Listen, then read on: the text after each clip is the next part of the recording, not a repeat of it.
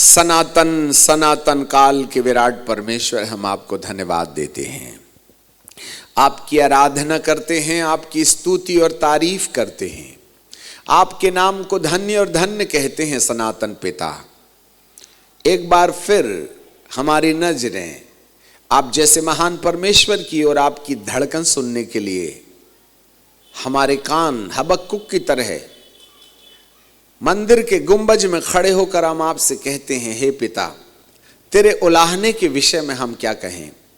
दर्शन की बातों को पत्थर की पटिया पर लिख दे कि वे सहज से पढ़ी जाएं, वरन दौड़ते हुए भी सहज से पढ़ी जाएं। उसके पूरे होने में देरी जरूर हो सकती है, परंतु उसके पूरे होने का समय बड़ी रफ्तार से चला आता है। ऐ पिता परमेश्वर, आज ही हम आपकी किताब में लिखी गई दर्शन की बातों पर मंथन किया चाहते हैं और आपके दिल की धड़कन समझना चाहते हैं कि आपके दिल में हजारों हजार साल पहले आज के युग में जो घटनाएं घटित होनी हैं, उनकी सच्चाइयां आपने भविष्यवाणी के श्लोकोक्तियों के अंदर छुपा रखा था, जिसको हम समझ नहीं पाए, क्योंकि दानियल के युग में ये उन भेदों और कहानियों को छुपा के रखा गया था जो अंत के दिनों में खोली जाएंगी।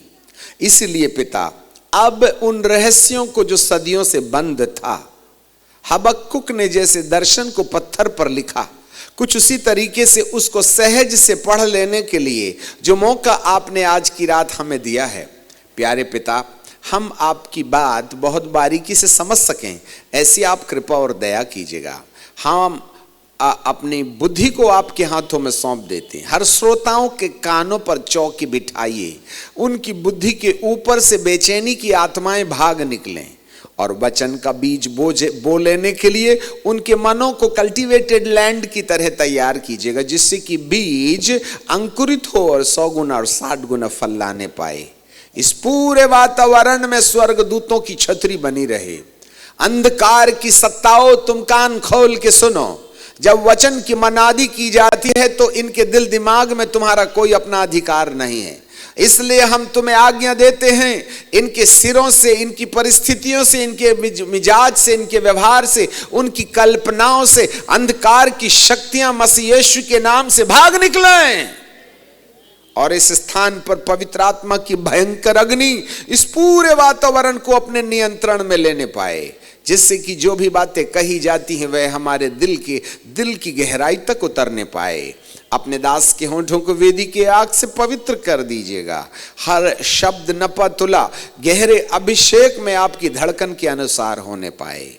यीशु नासरी के नाम से मांग लेते हैं, आमीन। यहां प्रकाशित वाक्य की किताब और उसका 3रा अध्याय और उसके 11वें पद का उल्लेख लिखा हुआ है। मैं शीघ्र आने वाला हूं, जो कुछ तेरे पास है उसको थामे रहे कि कोई तेरा मुकुट छीन न ले। मुकुट, टोपी नहीं, हेलमेट नहीं, मुकुट। धूप में लोग मंकी टोपी पहनते हैं, नेता लोग गांधी टोपी पहनते हैं, अंग्रेज लोग गोल टोपी पहनते हैं, हेड प्रकार का। पुलिस लोग यदि सैनिक हैं तो कान ढांकने वाली टोपी पहनते हैं, ऑफिसर हैं तो पी कैप पहनते हैं, मोटर बाइक चलाने वाला हेलमेट पहनता है। अलग अलग के सिर में अलग अलग प्रकार के ढकने ढके हुए हैं, उससे परिचय मिलता है। सफेद टोपी पहना है तो खिलाड़ी नजर आता है, परंतु जब बात आती है मुकुट की तो ये आम व्यक्ति के मिजाज की बात नहीं है। मुकुट जो होता है, क्राउन, वो केवल राजाओं के लिए सुरक्षित है। आप भी बना सकते हैं, रोड में पहन के चलिएगा तो पागल खाने भेज दिया जाएगा। ये तो राजाओं की बात है, उसकी नकल कोई नहीं कर सकता। बना जरूर सकते हैं पर पहन नहीं सकते, क्योंकि वो प्रिजर्व है, वो किसी एक व्यक्ति के लिए है। कुछ इसी तरीके से बाइबल हमें मुकुट की चर्चा करती है, और मुकुट तो जो है ना, या तो राजा और रानी पहनेंगे या उनके सुपुत्र राजकुमार, और उससे हटकर के कोई कबाड़ी जुआड़ी कोई अंतरी मंत्री संतरी नहीं पहन सकता। यह केवल राजा और राजकुमारों के लिए सुरक्षित है। कुछ इसी तरीके से परमेश्वर अपनी संतानों को, अपनी प्रजा के लोगों को राजकुमार और राजकुमारियों के लिए न्योता देता है। आप ऑर्डिनरी व्यक्ति नहीं हैं। यदि यहां हो या आगे वाले राज्य में हो, मरने के पहले वाला जीवन हो या मरने के बाद वाला जीवन हो, परमेश्वर पिता ने हम सब के लिए मुकुट रखा है। स्वर्ग में किसी स्वर्गदूत को कब परमेश्वर ने कहा कि तू मेरा पुत्र है? जबकि वो इतने पवित्र हैं, इतने उजियाले से भरे हुए हैं, कि इतने कुशाग्र बुद्धि के हैं, इतना बड़ा अधिकार परमेश्वर ने उनको दिया है, फिर भी किसी स्वर्गदूत को परमेश्वर ने अपना बेटा होने का दावा नहीं दिया। परंतु हम मनुष्यों देखिए, परमेश्वर ने हम सबको अपनी संतान होने का, अपना बेटा होने का अधिकार दिया है। यूहन्ना की किताब के पहले अध्याय के 12वें पद में बाइबल कहती है, जितनों ने यीशु मसीह को ग्रहण किया उतनों को परमेश्वर ने अपनी संतान होने का अधिकार दे दिया। We are the children of God when we accept the Christ as a personal savior. हम उसकी संतान बन जाते हैं, हम उसके वंशज में पैदा हुए पुत्र बन जाते हैं, तो कम से कम राजमहल के अंदर आने का अधिकार तो मिल ही जाता है। परंतु रोमियो की किताब उसके 8 अध्याय और उसके 14वें पद में बाइबल कहती है कि जो आत्मा के चलाए चलता है वे ही परमेश्वर के पुत्र हैं। अब जरा देखिएगा, संतान होना और उसके बाद में नेक्स्ट प्रमोशन परमेश्वर के पुत्र होना, ये जो महत्वपूर्ण बातें बाइबल के अंदर लिखी गई हैं, ये सुनने और सुनाने की कहानी से जुड़ी हुई बातें नहीं हैं, वरन इसका एक आत्मिक रहस्य है जिसको ना समझी के कारण हम बंधुआई में चले जाते हैं। क्योंकि यशायाह की किताब 5:13 में बाइबल कहती है, अज्ञानता के कारण मेरे लोग बंधुआई में चले जाते हैं, और होशो 4:6 में लिखा है, ज्ञान के ना होने से मेरी प्रजा नाश हो जाती है। और कल रात को पवित्र आत्मा बता रहे थे, इस शहर के अंदर में भारी मात्रा में परिवारों की हालातें अंधकार की शक्तियों के कब्जे में पाई जाती हैं। 90% फैमिलीज जो इस शहर में ईसा मसीह की भक्ति करते हैं, वो समस्या से होकर के गुजर रहे हैं। चाहे वाइफ का प्रॉब्लम हो, हस्बैंड का प्रॉब्लम हो, बिटिया का प्रॉब्लम हो, बेटा का प्रॉब्लम हो, आर्थिक समस्या हो, कंफ्यूजन है, शंकाएं हैं, और नानादी प्रकार की बातें हैं। आखिरकार ये भूत आपके परिवार में कर क्या रहे हैं? अज्ञानता ही तो है ना। मेरे ज्ञान के ना होने से मेरी प्रजा नाश हो गई, और अज्ञानता के कारण लोग बंधुआई में जाते हैं। बाइबल का ज्ञान तो हम सब के पास में है, परंतु परमेश्वर का ज्ञान तो नहीं ना है। हम तो बाइबल को धर्म की किताब समझ करके मानते हैं। कभी परमेश्वर तक पहुंचने का रास्ता समझ के इस किताब को पढ़ा था क्या? हम तो बेंच गरम कराते हैं 2-3 घंटे और 10 रुपए दान चंदा दे आते हैं भिखारी की तरह परमेश्वर को भी। अभी उठा के देखिएगा, 10 की नोटों में कबड्डी हो रही होगी, 100 तो सपने में आता है, और गुलाबी का तो बात ही मत करना। तो हम कहां से करोड़पति बनेंगे? हम रहे कंजूस नंबर 1, चिल्लर कबड्डी खेलते हैं थैली में, और उस थैली का भी नाम हमने क्या दे दिया? चंदे की थैली। इसका मतलब है चंदा जो है ना, वो भिखारियों को देते हैं। जब कोई रास्ते पर मर जाता है तो उसकी मैयत करने के लिए 10-10, 20-20 चंदा करते हैं। तो मेरे मालिक की मैयत निकली है। जो 10 रुपए मेरे मालिक को चंदी की थैली पर डाली थी आपने, जिसने अपना बेटा दे दिया, उसका आकलन 10 रुपए से करते हैं आप। अरे साहब, 25 रुपये की कुर्सी में बैठे हो आप और 10 दिया था, 15 कौन देगा कर्जा बैठने वाली कुर्सी का? जरा अच्छे से सोच लेना आप। कंजूसों को मेरा मालिक कभी भी प्यार नहीं करता। हम तो पूरी प्रॉपर्टी हड़प के बैठे हैं मालिक की। कभी ऑक्सीजन का बिल सोचा था? एक वैज्ञानिक कहता है अंबानी की दौलत जितनी है ना, अंबानी पैदा होने के बाद से लेकर मरने तक इतनी ऑक्सीजन पी लेता है कि उसकी पूरी की पूरी संपत्ति बेच करके केवल ऑक्सीजन का टैक्स दिया जाता तो अंबानी रोड पर एल्यूमिनियम की प्लेट लेके खड़े हो जाता। इतनी दौलत ऑक्सीजन के लिए ना आपको खर्चा हो जाती, उस मालिक को तुम 10 रुपए से तौलते हो। नहीं जाए दान देंगे। आपको मालूम है दान किसको देते हैं? जिसका घर जब गिर जाता है उसको सरकार टीन दान, भू दान, बकरी दान, कंबल दान, बर्तन दान देती है। मेरे बाप का क्या गिर गया जो तुम जो दान लेके आए हो? न चंदा चलता है न दान चलता है। वो तो राजा है, राजा को चंदा नहीं चलता, राजा को दान नहीं चलता। वो तो भेंट का मालिक है, उसको भेंट दिया जाता है। जब वो पैदा हुआ था तो लोगों ने सोना मुर लोभान, सोना लाया था, तुम 10 की नोट लाए हो। उसकी पॉलिश भी नहीं मिलती 10 रुपए में। सावधान। हमने सन 90 में नौकरी छोड़ी थी ना, तो 3 सितारे की वर्दी उतार के प्रभु की थैली में डाली थी और 12 साल की ग्रेजुएटी एंड प्रोविडेंट फंड में से 10 रुपए भी अपने लिए नहीं लिया था। सब कुछ 12 साल का प्रभु की थैली में दे दिया। हम टोटल रोड में थे, गाय के कमरे में रहा करते थे सन 90 में जब नौकरी छोड़ी थी हमने। हमारे पास बाथरूम नहीं था, हमारी पत्नी को नहाने के लिए बाथरूम नहीं था। 4 बांस ला करके हमने शक्कर के 3 बोरे से बाथरूम बनाई थी और मैदान जाते थे कमोट का इस्तेमाल करने वाले। हाथ मारो तो गड्डी और लात मारो तो नोट। सर ऐसे तेज तर्रार 3-3 4-4 बंदूक कहाँ कहाँ छुपा के रखते थे हमको मालूम नहीं है।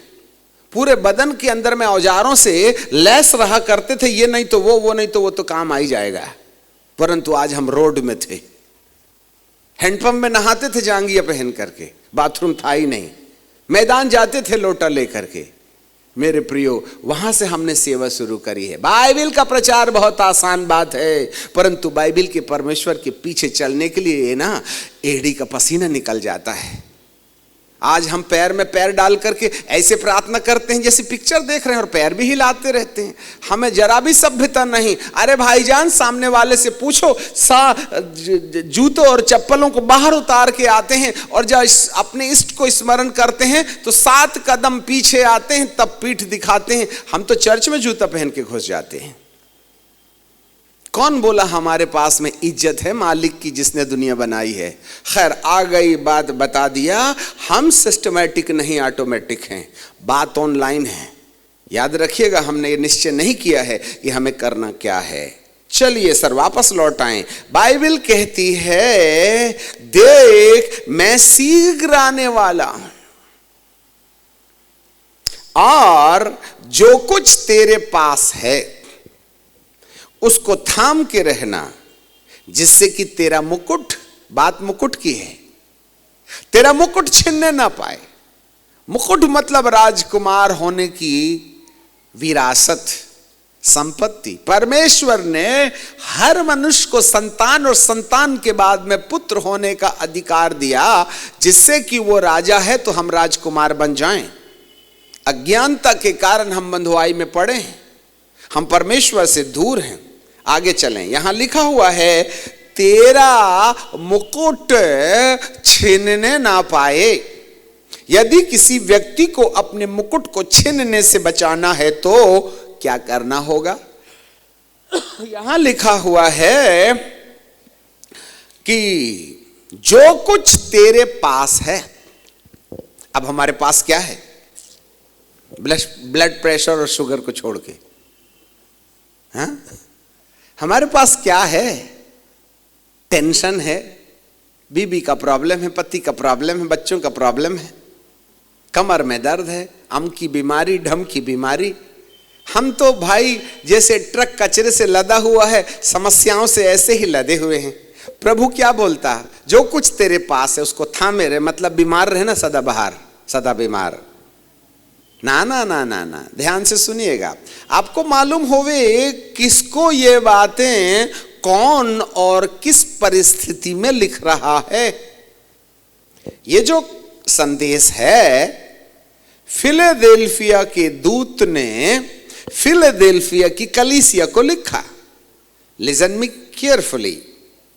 यदि 7वें पद से पढ़ें तो बाइबल हमें बताती है, फिलदेल्फिया की कलीसिया के दूत को लिख। अब जो फिलदेल्फिया की कलीसिया है वो 7 कलीसियाओं में से एक कलीसिया है। यदि हम कलीसियाओं का अध्ययन करें तो 7 कलीसियाओं में परमेश्वर ने एक ही सीरीज में होकर के उन्हें अपनी बात कही। हम बहुत शॉर्ट में आपको समझा देते हैं। सबसे पहले नंबर में, आप चाहें तो लिख भी सकते हैं, सबसे पहले नंबर में कलीसिया का नाम है। दूसरे नंबर में उस कलीसिया में प्रभु ने अपना एक परिचय दिया। हर कलीसिया के सामने अलग अलग परिचय है। इफिसुस की कलीसिया के परिचय में प्रभु जी बोलते हैं जिसके हाथ में 7 तारे हैं। स्मुरना की कलीसिया में कहते हैं अपने परिचय में कि मैं प्रथम और अंतिम हूं। पेरगमुस की कलीसिया में कहते हैं जिसके हाथ में 2 धारी तलवार है। और सरदीस की कलीसिया में परमेश्वर कहते हैं जिस परमेश्वर की 7 आत्माएं और 7 तारे जिसके हाथ में हैं। इस तरीके से हर कलीसिया को परमेश्वर ने अपने पुत्र का अलग अलग परिचय दिया। पर जब बात फिलदेल्फिया की कलीसिया में परिचय की आती है तो वहां पर लिखा है जो पवित्र है। यहां पवित्रता शब्द काम में लाया गया। हम रिवाइवल की बात कर रहे हैं। जो पवित्र और सत्य है। और उसके बाद लिखा है जो दाऊद की कुंजी रखता है, ताला खोलने की चाबी, मलयालम में बोलते हैं ताकोल, अर्थात चाबी जो वो बंद करेगा तो कोई खोल ना सकेगा और वो खोलेगा तो कोई बंद ना कर सकेगा। अब ये कौन सी चाबी है और किस मामले में है और वो क्या उपयोग में होगी? कहां लगा है ये ताला? कहां लगा है ये ताला? बाइबल हमें बताती है यह स्वर्ग में लगा हुआ ताला है जिसको खोलने की चाबी किसी एक के पास है। क्योंकि बाइबल क्या बोलती है? स्वर्ग का राज्य निकट आ गया है। The kingdom of heaven is at hand। ना वो चंगाई की बात कर रहा है, ना छुटकारे की, ना मर जाने की, ना जी उठने की। ना ही वो तुमको आशीष देगा और ना ही तुम्हें और कोई बातें देगा। वो तो परमेश्वर के राज्य और स्वर्ग के राज्य की चर्चा करते हैं। शास्त्र बाइबल में लिखा है यदि यीशु मसीह के प्रचार के समय से स्वर्ग की कहानी सामने आती है तो निश्चय जो दरवाजा है जिस पर लगा है ताला उसको खोलने की चाबी भी केवल उसी के पास में है। अब जब कभी भी हम ताले की चाबी की बात करें तो इस संसार की धन के ताले के ऊपर नहीं, चंगाई के ताले के ऊपर नहीं, आशीर्वाद के ताले के ऊपर नहीं, वरन अनंत जीवन के दरवाजे पर लगे ताले के खोलने की बात चल रही है। हम बहुत कम समय में ज्यादा बात कहना चाहते हैं क्योंकि आप बुद्धिमान हैं। यहां देखिएगा ताले की चाबी उसके हाथ में है और यदि वो खोल देगा अर्थात ईसा मसीह खोल देगा तो केवल वही अनंत जीवन में प्रवेश करेगा। और यदि वो बंद करके रखेगा तो आपको जितना उपाय करना है, जिससे भी दुआ कराना है उसे करवा लीजिएगा, ऊपर का ताला नहीं खुलेगा। बस एक लाइन में खत्म करें। आपको अपने अपने लिए अनंत जीवन के ताले खुलवा लेनी चाहिएगी और उसको खोलने वाला कंडीशनल है, शर्तपूर्ण है। दुआओं से दरवाजा नहीं खुलता। हे पिता जब तू अपने राज्य में आए तो मेरी भी सुधि लेना। हाँ ठीक है आजा, बीड़ी का कट्टा भी साथ में ले आना, वहां मिलती नहीं है। चलेगा क्या? There is a condition behind to unlock the heaven। याद रखिएगा, जिसके हाथ में कुंजी है वो क्या बोलता है? जिसके लिए बंद कर दूंगा उसको कोई खोल ना पाएगा, जिसके लिए खोल दूंगा उसको कोई बंद नहीं कर पाएगा। अब सवाल ये है किसके लिए खुले और किसके लिए बंद होवे, ये वचन हमको सीखना पड़ेगा। आगे चलें, ये रहा परिचय।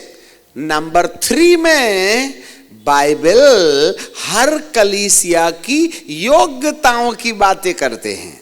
ध्यान दीजिएगा, उस कलीसिया में ये योग्यता है। इफिसुस की कलीसिया के बारे में बाइबल क्या बोलती है? हाँ हाँ हाँ हाँ, मैं तेरे कामों को जानता हूं, मैं तेरी भलाई के काम जानता हूं, तेरे अंदर ये प्रकार के गुण पाए जाते हैं। हर कलीसियाओं में गुण हैं, उस गुण के आधार पर परमेश्वर कहते हैं धन्यवाद। इफिसुस की फिलडेल्फिया की कलीसिया के भी गुण यहां सामने आते हैं। वहां पर फिलडेल्फिया की कलीसिया में जो गुण पाए जाते हैं वो ऐसे हैं, जरा देखिएगा। 8वें पद में लिखा है, तूने मेरे वचन का पालन किया है और मेरे नाम का इनकार नहीं किया। तूने मेरे वचन का पालन किया है। ऐसा नहीं लिखा है कि तूने मेरे वचन को सुना है, ऐसा नहीं लिखा कि तूने मेरे वचन का प्रचार किया है, ऐसा नहीं लिखा है कि तूने मेरे वचन को लिख के रखा है, ऐसा नहीं लिखा है कि तूने मेरे वचन को याद किया है। बाइबल कहती है तूने मेरे वचन के अनुसार अपनी जिंदगी को ढाली है, तूने मेरे वचन के अनुसार चाल चलन का अनुसरण किया है। यह है इसकी विशेषता। ऐसी वाली विशेषता और अन्य कलीसियाओं के अंदर देखी नहीं जाती है। यह तुलनात्मक अध्ययन है। अब जरा देखिएगा, चौथे पॉइंट में हर कलीसिया में दोष दिखाया गया है। तू यदि फिर से पहले का सा प्यार नहीं करेगा तो तुझे पहले का सा प्यार करना है। तेरे अंदर ये दोष पाए जाते हैं, तू गुनगुना है, तू दरिद्र है,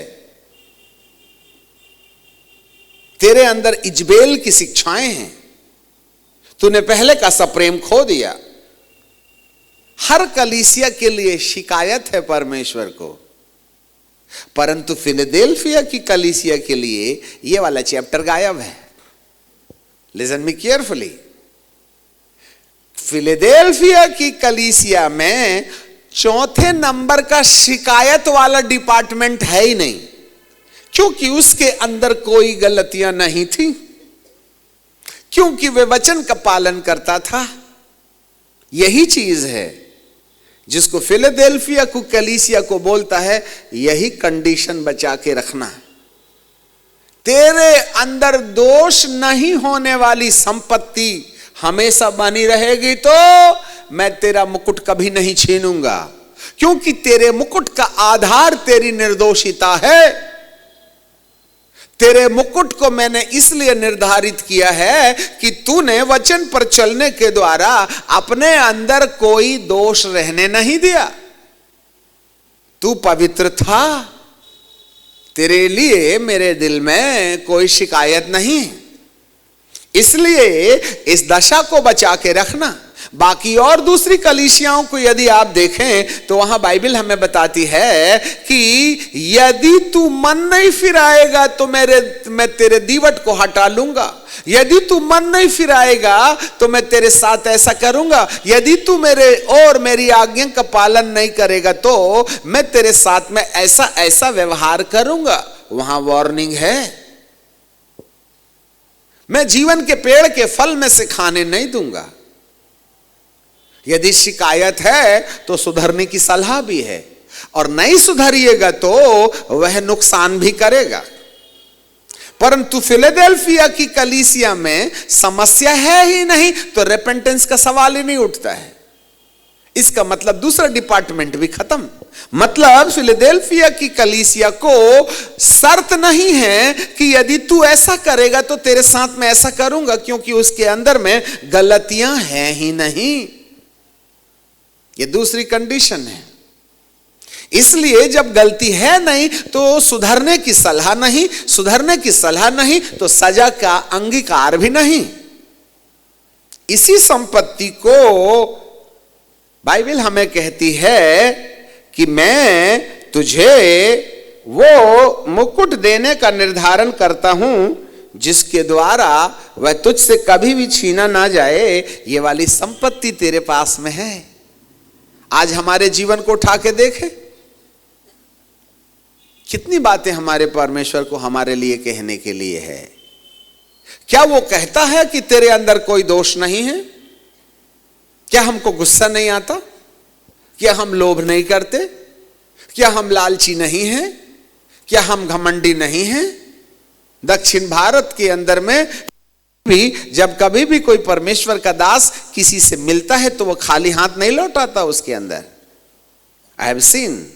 यही कारण है कि बहुत छोटा सा देश है केरल, दुनिया के हर कोने में मिलेगा। और एक कहावत है, कौआ, आलू और मलयाली स्वर्ग और नरक छोड़ करके सब जगह मिल, स्वर्ग और नरक में भी मिलेंगे। धरती का ऐसा कोई कोना नहीं है जहां मलयाली न मिले। बहुत छोटा सा देश है, छोटा सा प्रांत है, परंतु अमेरिका, लंदन, जापान, इधर उधर जहां जाइए जंगलों देहातों में वहां पाइएगा, क्योंकि परमेश्वर ने उस प्रांत को आशीष दिया है।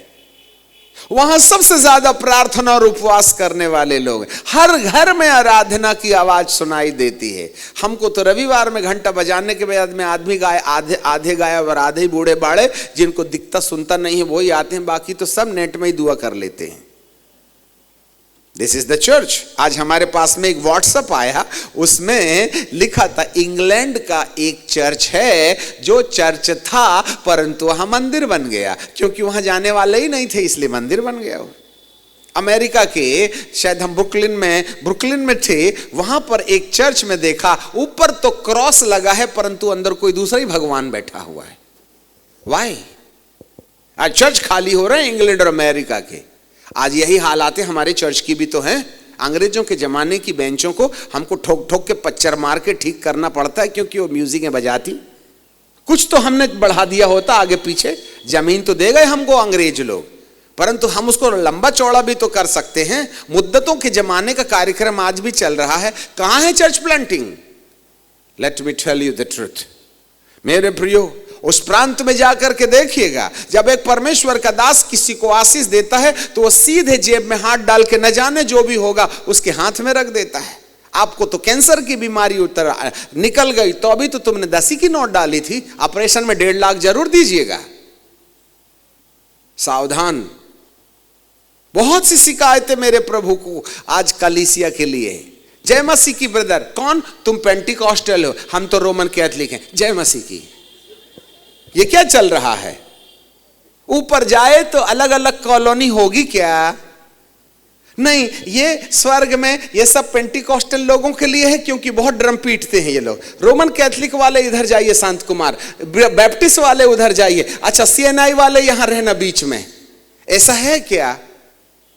जब तुम्हारी यहां नहीं पटती तो ऊपर कहां पटेगी? वहां तो एक ही कॉलोनी में रहना पड़ेगा। समझौता कर लेना भाईजान, नहीं चलेगा।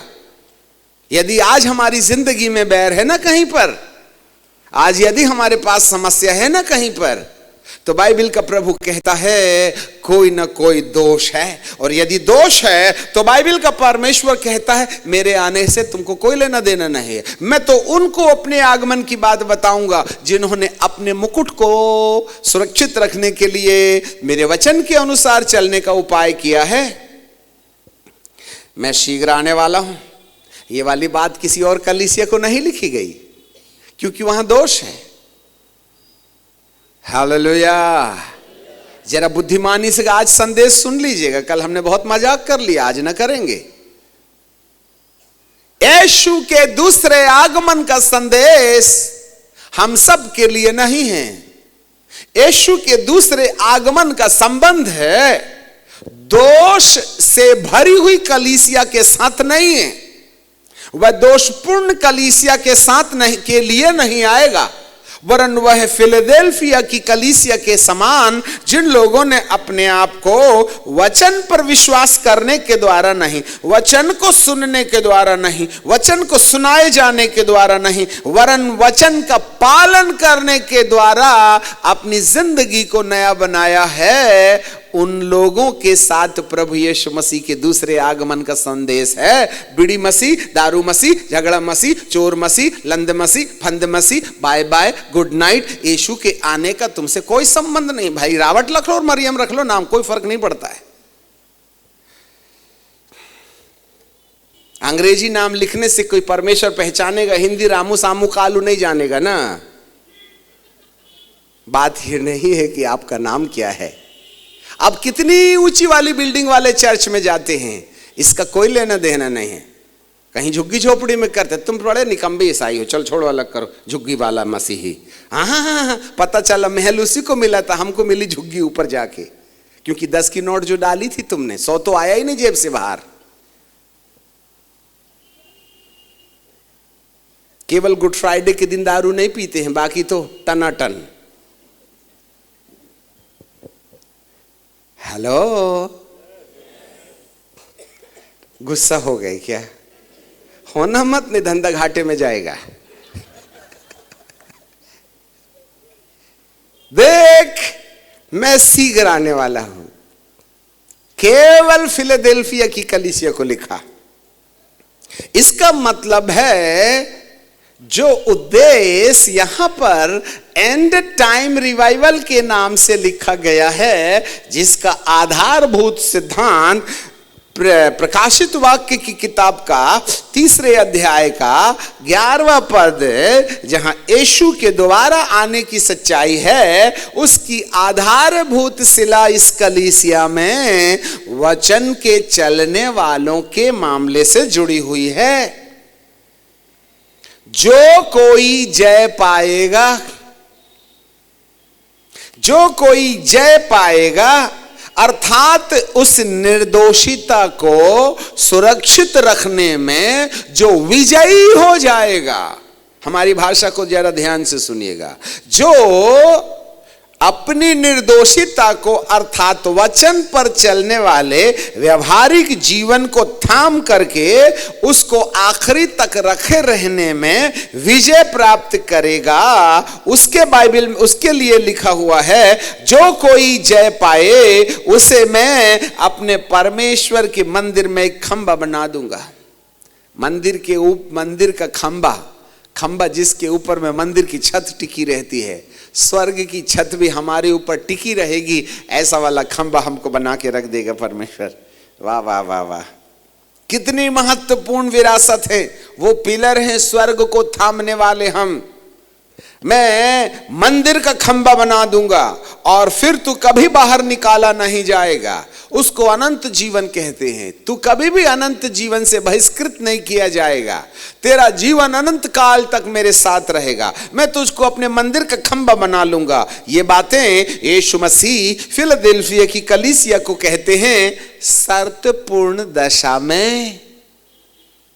यदि तूने अपनी निर्दोषिता को थामे रखा और उसको खोया नहीं, जो शिकायत रहित दशा थी वो तेरी जिंदगी में से शिकायत के रूप में नहीं बदल पाई, अर्थात तू ब्लेमलेस था। तेरे अंदर मेरे लिए कोई शिकायत नहीं थी। ये दशा तू मेरे आगमन तक बना के रखेगा तो मैं तुझको स्वर्ग में खंबा बना दूंगा और तुझे राजकुमार की तरह स्वर्ग में मुकुट दिया जाएगा। वाह, आपको मालूम है ये मुकुट केवल स्वर्ग में नहीं मिलेगा, हम धरती में भी ना उसका मुकुट पहन करके जी सकते हैं। धरती में अंधकार की शक्तियों के सामने हम राजा और राजकुमार की तरह खड़े हो सकते हैं, वह हमारा कुछ नहीं बिगाड़ सकती हैं। जी हाँ, आपको मालूम नहीं है शायद, हमारे अगेंस्ट में 37 38 LIBs की इंक्वायरी है। 38 कंप्लेंट हमारे अगेंस्ट में है, परंतु आज तक एक भी ऑफिसर हमारे दरवाजे में हमसे सवाल पूछने नहीं आया। वे कहते हैं सर आपकी 38 कंप्लेंट्स हमारे अगेंस्ट में, परंतु अब हम क्या करें? अब क्या करें सर, अब करो, आपको जो करना है वो करिएगा। लीजिए सर, जिसकी ओर खुदा है उसका दुश्मन कौन हो सकता है? हमारे अगेंस्ट में तो विधानसभा ऑब्जेक्शन हुआ था 90s में। 2 MLA हमारे अगेंस्ट में थे, 2 MLA हमारे फेवर में थे। तो विधानसभा ऑब्जेक्शन के टाइम पर कई पार्टियों ने हमसे गुहार लगाया, सर आप तो MP की टिकट ले लीजिएगा। हमने कहा मुबारक हो तुमको, तुम तो 5 साल के शासन की बात करते, अपन तो करोड़ों साल के शासन की बात पर लगे हुए हैं। कल उतार दीजिएगा, रोड में खड़ा कीजिएगा हमको, हमारा मालिक तो आसमान में ले जाएगा। ये घटिया धंधा वाला राजनीतिक काम हम नहीं करते, याद रखिएगा। कल से नेताओं के फोन आ रहे हैं, आप कहाँ हैं, जल्दी से दुआ कर दीजिएगा, इलेक्शन में जीतना ही है, आपकी आशीर्वाद से तो हम जिसको मोहर लगा दें उसको ऊपर वाला नियुक्त कर देता है। इसलिए ज्यादा पंगे में नहीं रहते, हम 28 तारीख को बाहर रहेंगे, झंझट तुम झेलो नहीं, आप हमको सताइएगा। हालेलुया। कुछ जाग रहे हैं आप? यहां बाइबल का परमेश्वर कहता है हम राजकुमार होंगे इस धरती के अंदर, हम शासन करेंगे। बीमारियों को कहेंगे जा तो जाएंगी, उसको बोलेंगे आना नहीं तो ठीक है सर, और वो चली जाएंगी, क्योंकि हमारे सिर में राजमुकुट है। बीमारियों को कहेंगे, निराशाओं को कहेंगे, गरीबी को कहेंगे, थकावट को कहेंगे, हार को कहेंगे, हिलना नहीं तो वो हिलना बंद कर देगी। हम राजकुमार हैं धरती के अंदर, हमारे सिर में वो मुकुट है जो दुनिया नहीं देखती, परंतु भूतों को बराबर नजर आ जाता है। ए भाग रे बाबा, दादा आ रहा है। भले ही तुम न डरो हमसे, परंतु भूतों में तो अफरा तफरी मच जाती है, क्योंकि अभिषेक जुए को तोड़ देता है।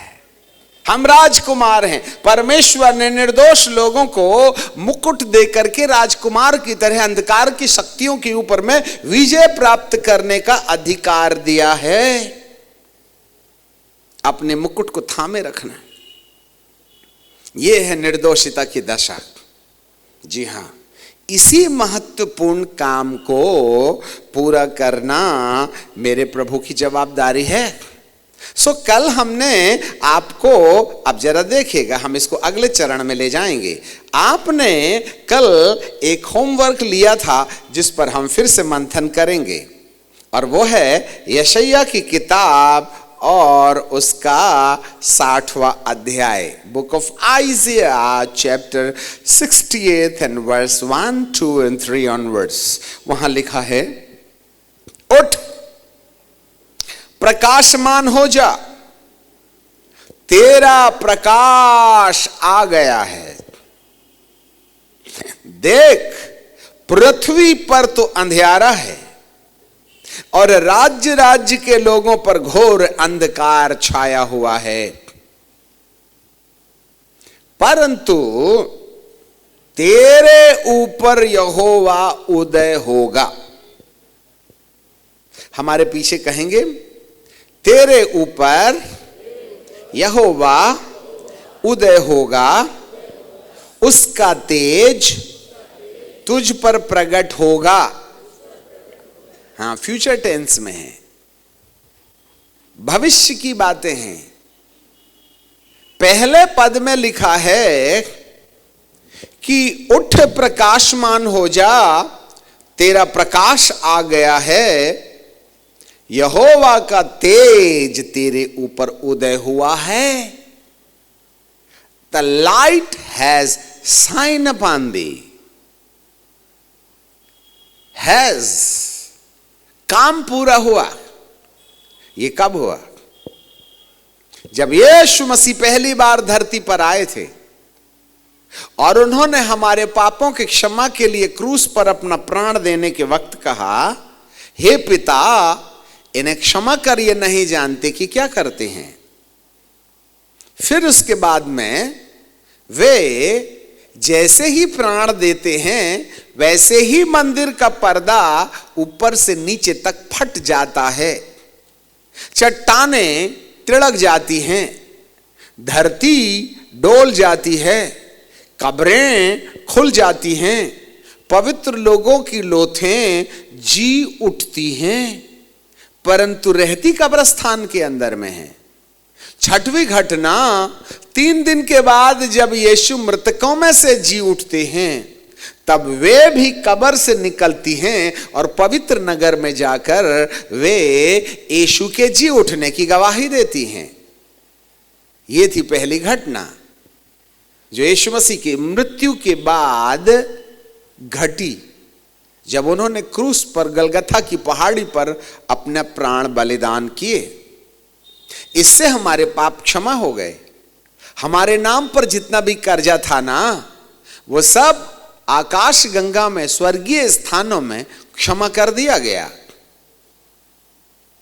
इफिसियों की किताब के 1:3 में लिखा है, उसने स्वर्गीय स्थानों में सब प्रकार की आशीषें दे दी है। In the heavenly places there is a forgiveness, there is a righteousness for us. हमारे लिए क्षमा भी रखी है, हमारे लिए धार्मिकता भी रखी है, हमारे लिए चंगाई भी रखा है, हमारे लिए मुकुट भी रखा है, हमारे लिए जीवन भी रखा है, हमारे लिए वस्त्र भी रखे हुए हैं इन द हेवनली प्लेसेस। वो तो हमारे लिए स्वर्गीय स्थानों में है। कुलूसियों की किताब के पहले अध्याय के यदि आप 1, 2, 3, 4 पद को पढ़ें तो लिखा है, तुम मसीह के साथ जिलाए गए, इसलिए पृथ्वी की वस्तुओं की खोज में न रहो वरन स्वर्गीय वस्तुओं की खोज में रहो, जहां मसीह वर्तमान है और परमेश्वर के दाहिने ओर बैठा है। पृथ्वी पर की नहीं वरन स्वर्गीय वस्तुओं पर ध्यान लगाओ। तुम तो मर गए, तुम्हारा जीवन मसीह में जीवित है और मसीह ने तुम्हारे जीवन को पिता में छुपा दिया है। हे प्रभु, तू स्वर्ग गया, पिता के दाहिने ओर बैठ गया, हम रहते धरती पर हैं और धरती पर हमारे जीवन को स्वर्ग में ले जाकर तूने पिता में छुपा दिया। अरे ऊपर भी रखता तो जा निकालते, छुपा दिया मतलब खोजना पड़ेगा। देखो हम रहते धरती में हैं और हमारे नाम पर जो स्वर्गीय वस्तुएं हैं वो स्वर्ग पर छुपाई गई हैं। अंधविश्वास में मत रहिएगा, विश्वास अकेले से काम नहीं चलेगा। मैं आपसे एक प्रश्न पूछता हूं, यदि हमारी आशीषें all kinds of spiritual blessings in the heavenly places, स्वर्गीय स्थानों में रख दी गई हैं, आप रहते धरती में हैं, आपकी आशीषें स्वर्ग में, तो बताइए हमको क्या फायदा? आशीष तो वहां रहते तो हम यहां। कभी आपने खोजा था? नहीं जी, हम प्रार्थना करते हैं तो प्रार्थना कोई खोज नहीं ना है। हे पिताजी आप हमारे बच्चे को आशीष देना, हम मांग लिया हमने प्रार्थना, परंतु आशीष आई या नहीं इसके लिए खोज के मामले में आपका क्या विचार है? आज कोई नहीं खोज रहा, दुआ कर रहे हैं। दुआ करना कोई खोज नहीं होती है, हमारी आशीषें वहां हैं। कई बार हम वही प्रश्न करते हैं। बीते दिनों में हम लगातार 5 बजे से 7 बजे तक प्रार्थना में परमेश्वर से कहते रहे, संपूर्ण संसार के लोगों का उद्धार आपने स्वर्गीय स्थानों में रख करके रखा है, परंतु बेचारे ये आज भी अपने उद्धार से महरूम हैं। लिसन मी केयरफुली, जो थे, जो हैं और जो होंगे उन सब के लिए उद्धार और अनंत जीवन परमेश्वर के अंदर ईसा मसीह ने छुपा के रखा है। Everyone is saved in the heavenly places। हर बीमारी के आने से पहले हमारी चंगाई परमेश्वर ने स्वर्गीय स्थानों में रखा है। एक्सीडेंट से टूटने वाली हड्डी को हड्डी के टूटने से पहले इंतजाम स्वर्गीय स्थानों में रखा है। इससे पहले आप मिसकैरेजेस कर बैठते, आपकी सुरक्षा परमेश्वर ने अनंत जीवन में रख रखी। इससे पहले कि आपका नुकसान हो जाता, कल बस गिर गई, 12 लोगों के प्राण निकल गए, बेचारे उद्धार देखे बिना चले गए। उनका उद्धार रखा तो था स्वर्ग में, परंतु बदनसीब बिना उद्धार पाए मर गए। उनके लिए नरक मुंह खोल करके पुकार रहा होगा, आइए आइए आइए, हम तुमको अग्नि में डांस करना सिखाएंगे। This is the life. और आज इस शहर के लोग आराम से अपनी रोटी सेक रहे हैं, आराम से अपनी जिंदगी गुजार रहे हैं, चर्चों की बेंचें और सतरंजियां और कुर्सियां गर्म कर रहे हैं। नो यूज एट ऑल, काम के ना काज के, दुश्मन अनाज की। हम सब अपने लिए भुगतान कर रहे हैं। रोटी दे दे, कपड़ा दे दे, ये कटक नाश हो जाए, नरक में चले जाए। भाई साहब, सबसे पहले तो हमारा नंबर लगा हुआ है। हमें तो अपनी खातिरी नहीं है, बाजू वाले की क्या बात कर लें, क्योंकि हमारे अंदर में निर्दोषिता की संपत्ति तो नहीं ना है।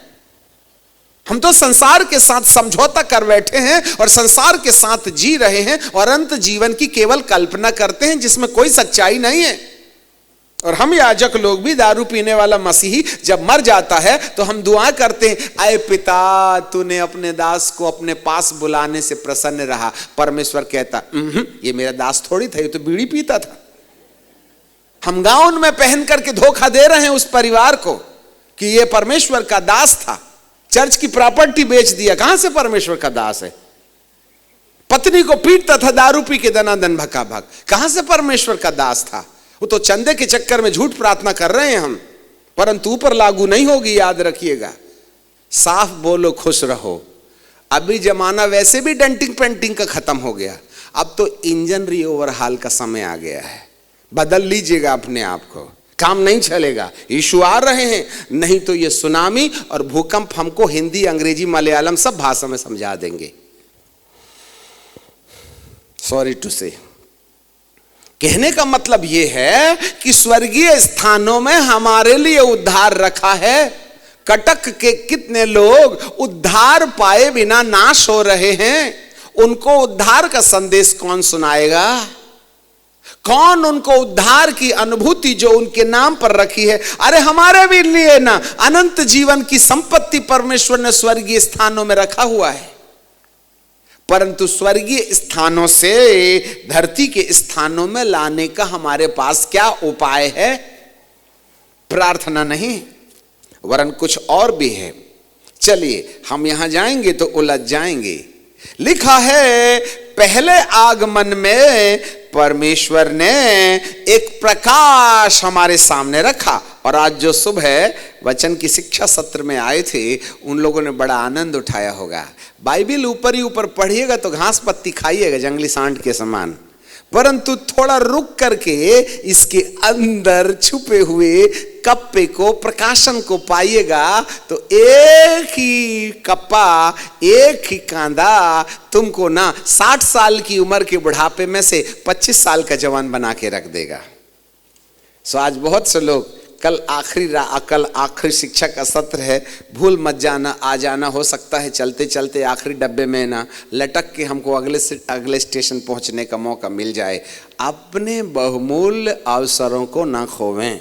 आज बहुत भारी मात्रा में लोगों ने आशीष पाई थी सुबह के चर्च में, कल और है, जरा ध्यान दे लेना, ठीक है? चलिए सर, तो वो बाइबिल बोलती है प्रकाश आ चुका है। ईसा के पहले आगमन में जब यीशु ने अपने प्राण बलिदान दिए और कहा, हे पिता इन्हें क्षमा करिए, नहीं जानते कि क्या करते हैं, इस सच्चाई के साथ है जब उन्होंने प्राण त्यागा तो स्वर्गीय स्थानों में उन्होंने हमारे लिए उस संपत्ति को रख दिया। अब जरा देखिएगा, यीशु के जीते जी हमारे लिए सेवा, यीशु की मृत्यु के बाद हमारे लिए सेवा। The ministry before the death of Jesus and the ministry after the death of Jesus. यीशु ने यूहन्ना में 14 के अध्याय में कहा है, मेरा तुम्हारे लिए जाना अच्छा है, यदि मैं ना जाऊंगा तो वह सहायक तुम्हारे पास ना आएगा, और मैं जाऊंगा तो पिता से विनती करूंगा कि वह तुम्हें एक सहायक दे, अर्थात सत्य का आत्मा। और जब वो सत्य का आत्मा आएगा तो तुम्हें सत्य का मार्ग सिखाएगा, वह तुम्हें मेरी बातों में से लेके बताएगा, वह पाप के विषय में निरुत्तरित करेगा, वह तुम्हारी मदद करेगा, फिलडेल्फिया की कलीसिया के समान वचन पर चलने में तुम्हारी मदद करेगा। लिसन मी केयरफुली, ये दूसरी मिनिस्ट्री है, the ministry of the word of God and the ministry of the Holy spirit. शब्द मारता है पर आत्मा जिलाता है। आज लोगों के सिर में बाइबिल जरूर है, परंतु उसके अनुसार चलने वाला जीवन नहीं, क्योंकि बीज तो है, शब्द तो है, हम जानते तो हैं कि झूठ नहीं बोलना चाहिए, पर आदत से लाचार हैं, बोलते तो हैं। क्रोध नहीं करना चाहिए, पर आ ही गया तो क्या कर ले हम हारा हुआ जीवन जी रहे हैं। People had the head knowledge, उनके पास ज्ञान तो है, वे सुनते और सुनाते तो हैं, परंतु इस वचन की सेवा के ऊपर एक और सेवा है। हम रिवाइवल के बारे में बात कर रहे हैं, एक और सेवा है। मान लीजिए यहां जमीन है, इसको हमने खोदा, पत्थर निकाला, घास निकाला, इसमें अच्छे प्रकार की खाद डाल दी और हाइब्रिड बीज भी बो दिया और चले गए। अगले हफ्ते क्या मिलेगा यहां, जरा सुनिएगा। हमने जमीन को खोदा, पत्थर निकाला, घास निकाला, बेहतर प्रकार की खाद डाल दी और उसमें अच्छी क्वालिटी के बीज बो दिए। अगले हफ्ते क्या मिलेगा, कुछ भी नहीं मिलेगा। क्यों? क्योंकि इसको अंकुरित करने के लिए हमको जल डालना पड़ेगा। यदि जल नहीं है तो खाद और बीज दोनों मिलकर के जीवन नहीं दे सकते। जीवन खाद में नहीं, केवल बीज में नहीं, वरन बीज के ऊपर जल का होना जरूरी है। यदि जल नहीं होगा तो अंकुरण भी नहीं निकलेगा। कुछ इसी तरीके से जो वचन है ना, वो बीज की तरह हमारे माथे के दिमाग में बोया गया है, परंतु जब तक उसमें जल नहीं सींचा जाएगा तब तक वह अंकुरित नहीं होने पाएगा। और जल जो है पवित्र आत्मा है। कल हम एंटी क्राइस्ट के बारे में बताएंगे। प्रकाशित वाक्य की किताब के 13वें अध्याय में उस पशु के बारे में लिखा है, उस पशु के सिर में एक घाव लगा हुआ देखा, जिसके कारण से मानो वो मरने वाला था, परंतु उसका प्राण घातक घाव अच्छा हो गया। अब सवाल यह है, उस पशु को, द बीस्ट, एबोमिनेशन, जो आज संसार को अपने कब्जे में रखा हुआ है, लूसीफर, अर्थात इस संसार को भरमाने वाला, इस संसार को बीमारी देने वाला, इस संसार में परिवार के अंदर में बर्बादी का ऐलान करने वाला, गरीब बनाने वाला, हमको झगड़ा करवाने वाला, मिसअंडरस्टैंडिंग करने वाला, अंधकार की शक्तियां आज जो घर घर में साया कर रही हैं और हम हारते चले जा रहे हैं। व्यापार में, तन में, मन में, प्रार्थना में, दुआ में, सेवकाई में हार मानते चले जा रहे हैं। उस अंधकार की शक्ति के सिर में मेरे प्रभु ने उस जमाने में, जब वो इस धरती पर था, प्राण देने, जी उठने, पिता के पास जाने और 40 दिन अर्थात 50वें दिन में पवित्र आत्मा को इस धरती पर भेजने के द्वारा उसने उस पशु के सिर में घाव लगाया था। अर्थात पवित्र आत्मा का काम, the work of the Holy spirit. आपको मालूम है कि जब पहले ही दिन पवित्र आत्मा उतरा था ना, पिंतकुस्त के दिन में, तब पतरस खड़ा हुआ और कहने लगा, आए गलीली पुरुषों, जिस यीशु को तुमने क्रूस पर चढ़ा दिया वही तुम्हारा मुक्तिदाता है, जिसने तुम्हारे लिए स्वर्ग में उद्धार की संपत्ति इकट्ठा कर ली है। इसलिए मन फिराओ और बपतिस्मा लो और लौट करके मेरे परमेश्वर के पास आ जाओ। आपको मालूम है, आधे घंटे के संदेश में 3000 लोग प्रेरितों के पास आकर के कहने लगे, हे साहिबो, हम उद्धार पाने के लिए क्या करें? तो सारे चेलों ने कहा, यहां जगह नहीं है, नदी के किनारे चलिएगा क्या? और 1 by 1 3000 लोगों ने, 3000 लोगों ने मन फिरा के बपतिस्मा लिया और पहली विश्वव्यापी कलीसिया का 3000 की संख्या से उद्घाटन हुआ। दूसरे संदेश में उसने 5000 लोगों को बपतिस्मा दे दिया और अगले बार में कैलकुलेटर नहीं था बोल करके उन्होंने गिनना बंद कर दिया। मतलब तीसरे दिन गिनती खत्म। The way he began to move, पवित्र आत्मा की सामर्थ्य लोगों को तोड़ना शुरू कर देती है। पवित्र आत्मा लोगों को मन परिवर्तन की प्रेरणा देने लगता है। लोग पापों से पश्चाताप करने लगते हैं, गलत रास्तों से हट करके पवित्र जीवन की ओर रवानगी ले लेते हैं। This is the revival. ये पहला प्रगटीकरण था जो इस संसार में सबसे पहली पहल प्रकट हुआ। तेरा प्रकाश आ गया है, परंतु उसका प्राण घातक घाव अच्छा हो गया। कैसे अच्छा हो गया? थोड़ा वजनदार संदेश है। आप बुद्धिजीवी हो इसलिए जल्दी जल्दी बोल करके हम आगे चल रहे हैं। ध्यान आपकी तरह, आपका ध्यान हमारी तरफ लगा रहे। Do not look here and there, यहां बाइबल बताती है उसका प्राण घातक घाव क्यों और कैसे अच्छा हो गया। सब कलीसिया के लोगों ध्यान से सुनो, प्राण घातक घाव दिया किसने था? उस लूसीफर के प्राण में विनाश का घाव यीशु मसीह ने मृत्यु के द्वारा और पिता के दाहिने ओर बैठकर पिता से पवित्र आत्मा लेकर पिंतकुस के दिन इस धरती पर देने के रास्ते उसने अंधकार के कामों को भारी चोट दिया था। बिकॉज ऑफ द एनॉइंटिंग, अभिषेक जुए को तोड़ देता है। और प्रारंभिक कलीसिया में पवित्र आत्मा का जो बोलबाला था, जिससे अंधकार के कामों को इतना नुकसान पहुंचा, उसने 12 लोगों को चुना। फिर यूहन्ना 10 में लूका 10 में चले जाइए तो उसने 70 लोगों को चुना। और ये 70 लोग जाके गांव में दुष्ट आत्माओं को निकालने लगे, बीमारों को चंगा करने लगे और तमाम जादूगरों की पिटारे बंद करने लगे। लोग मन फिराने लगे और परमेश्वर के सत्य के पास पश्चाताप के साथ आने लगे। और ये 70 बड़े आनंद से आकर के 17वें पद में यूहन्ना के लूका के 10:17 में लिखा है कि जब वो यीशु के पास आए तो यीशु से कहने लगे, गुरुजी बड़ा मजा आया। क्या हुआ रे बाबा? अरे दुष्ट आत्माएं आपका नाम लिए बराबर हाथ पैर जोड़ के ऐसे भागती थी सर, हमको तो लगा धरती के हिटलर हम ही हैं। प्रभु जी ने कहा, ए खबरदार, इससे मत खुश हो जाओ कि दुष्ट आत्माएं तुम्हारे वश में हैं, परंतु मैंने तुम्हारा नाम अनंत जीवन की किताब में लिख दिया है।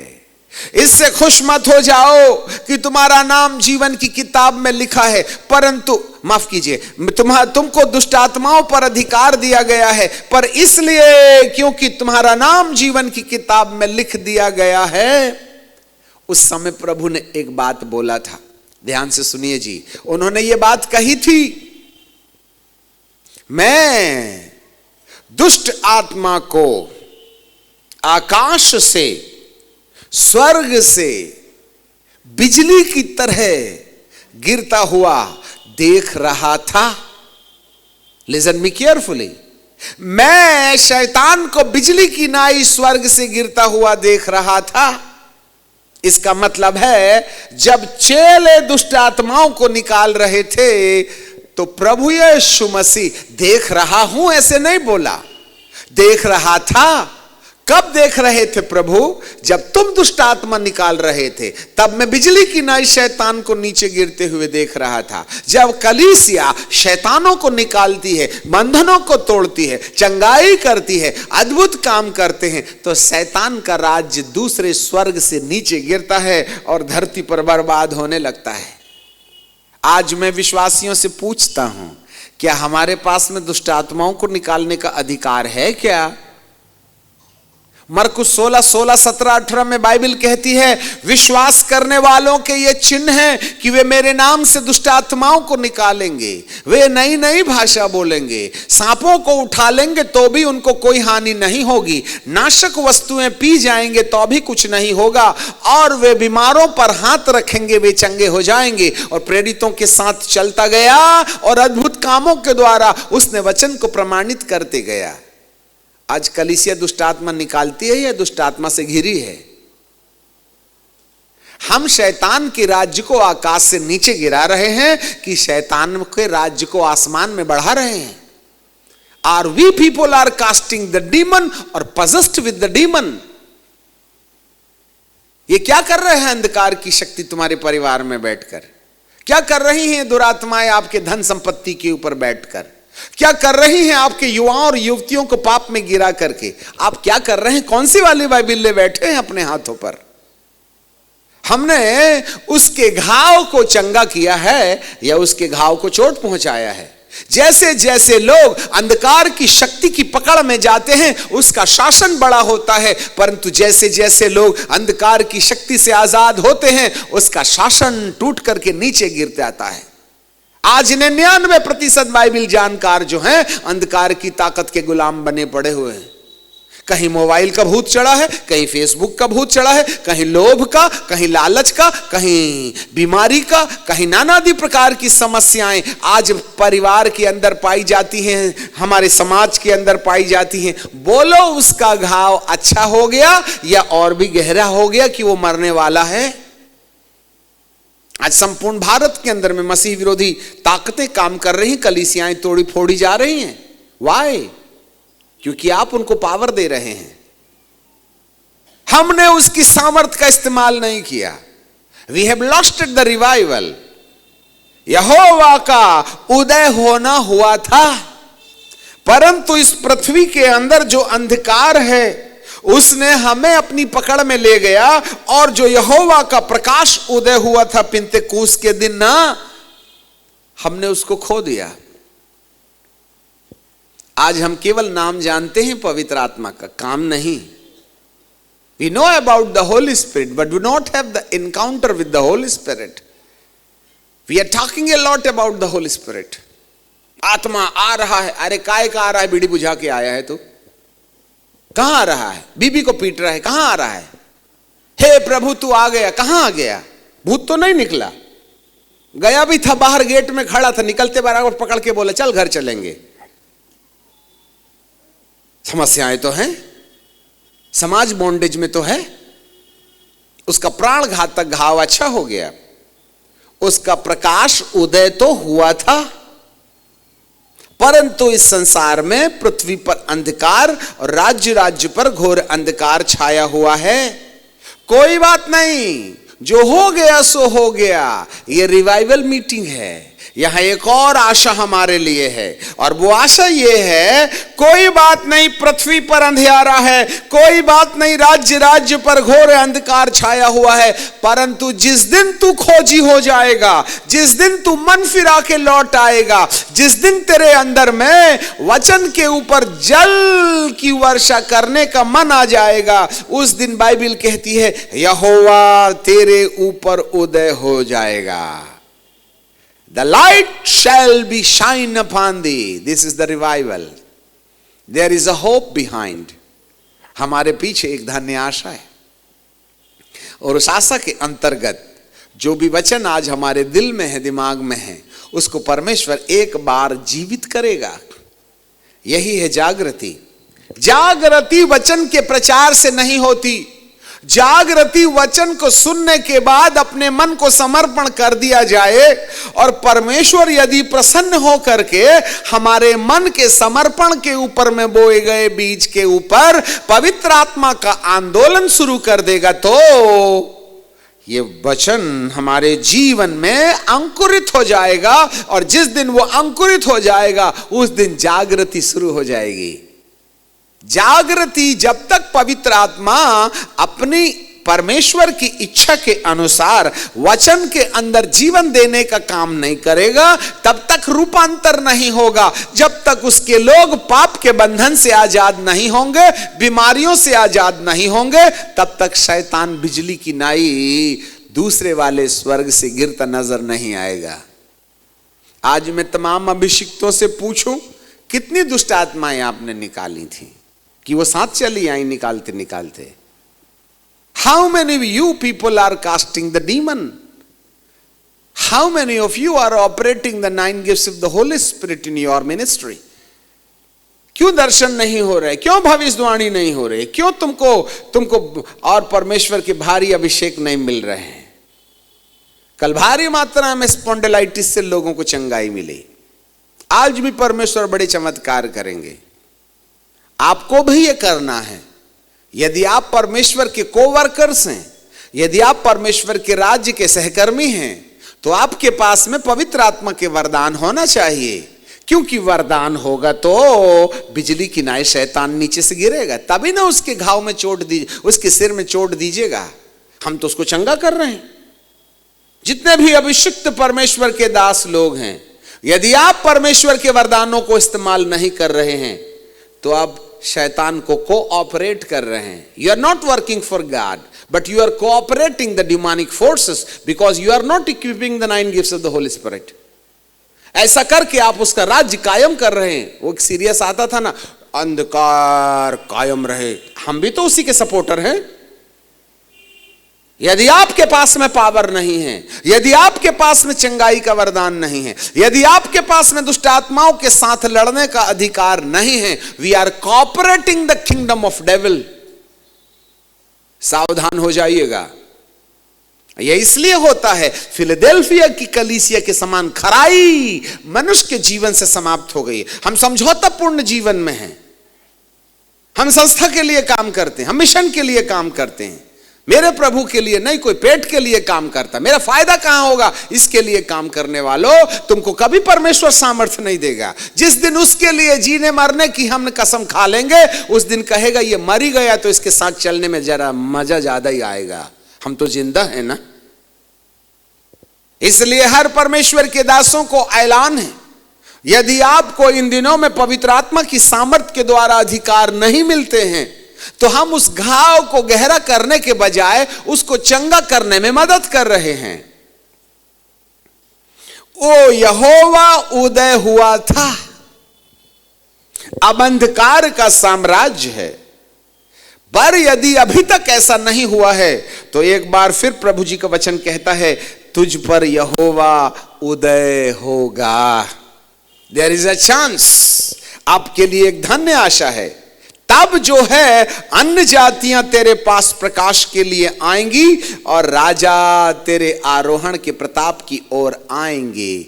रिवाइवल, पवित्र आत्मा की सनसनाहट सुनाई दे रही है। मेरे प्रियो, परमेश्वर का दिल मचल रहा है कि मैं तुम्हारे साथ चलना चाहता हूं। परमेश्वर का आत्मा बड़ी बेचैनी से आपका इंतजार कर रहा है कि मुझे मौका दो, मैं तुम्हारी जिंदगी को रूपांतरित कर दूंगा। तुमने सुना तो बहुत है, परंतु जिंदगी में वो बदलने का कारण नहीं बना। We know the Bible but there is no transformation in our life. हम जानते हैं वचन, हमको सच्चाई मालूम है, हमने सुना है, परंतु वो अनुभव नहीं।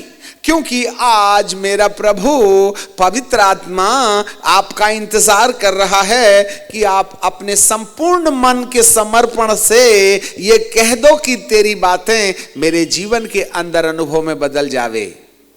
तब पवित्र आत्मा एक ऐसी आंधी लेके आएगा कि जागृति शुरू हो जाएगी। ये जागृति इसलिए नहीं होगी कि केवल चिन्ह और चमत्कार हो जाएं, परंतु वास्तविक जागृति वो है जहां हम परमेश्वर के वचन के अनुसार फिलाडेल्फिया की कलीसिया के समान अपने जीवन के अंदर वचन के अनुसार चलना शुरू कर दें। मैं विश्वास करता हूं चंगाई पर, बहुत चंगाई की सर, बहुत चंगाई देखी है। आप YouTube में जाना और वहां आमोस सिंह क्लिक करना, वहां पर एक ब्लैक एंड व्हाइट जवान लड़के की पिक्चर दिखाई देगी, जिसकी हल्की हल्की दाढ़ियां हैं, चौकड़ी शर्ट पहना है और करीबन 20-25 हजार लोग हैं। लोग पैरे भूसे पेड़ पौधे के ऊपर चढ़े हुए हैं और दुष्ट आत्माएं नाच रही हैं। वो और कोई नहीं, यही परमेश्वर का बहुत छोटा दास है। नाम से आप पहचान लीजिएगा, होंठ तो समझ में आएंगे, बाल दाढ़ी से भले ना आवे समझ में। और वो है सन 90 की, 90s। आज से 27 साल पहले 30,000 लोग, 20,000 लोग, भीड़ की भीड़ और गांव की गांव लोग चलते थे और केवल जय बोले तो लकड़ी फेंक करके लोग चलने लगते थे, कुर्सी फेंक के लोग चलने लगते थे। आज आप हमसे हाथ रखवाने के लिए पागल हुए जाते हैं। उस जमाने में केवल कह दिया तो हो जाता था और आज भी हो जाता है। 27 साल पहले, ये तो चुटकी भर लोग हैं यहां पर इतनी पब्लिसिटी के बाद में। 27 साल पहले आप देखना, बहुत पुराना वीडियो है। 27 साल पहले चंगाइयों का आंदोलन, परंतु वे चंगे होकर के जहां से आए थे वहां चले गए।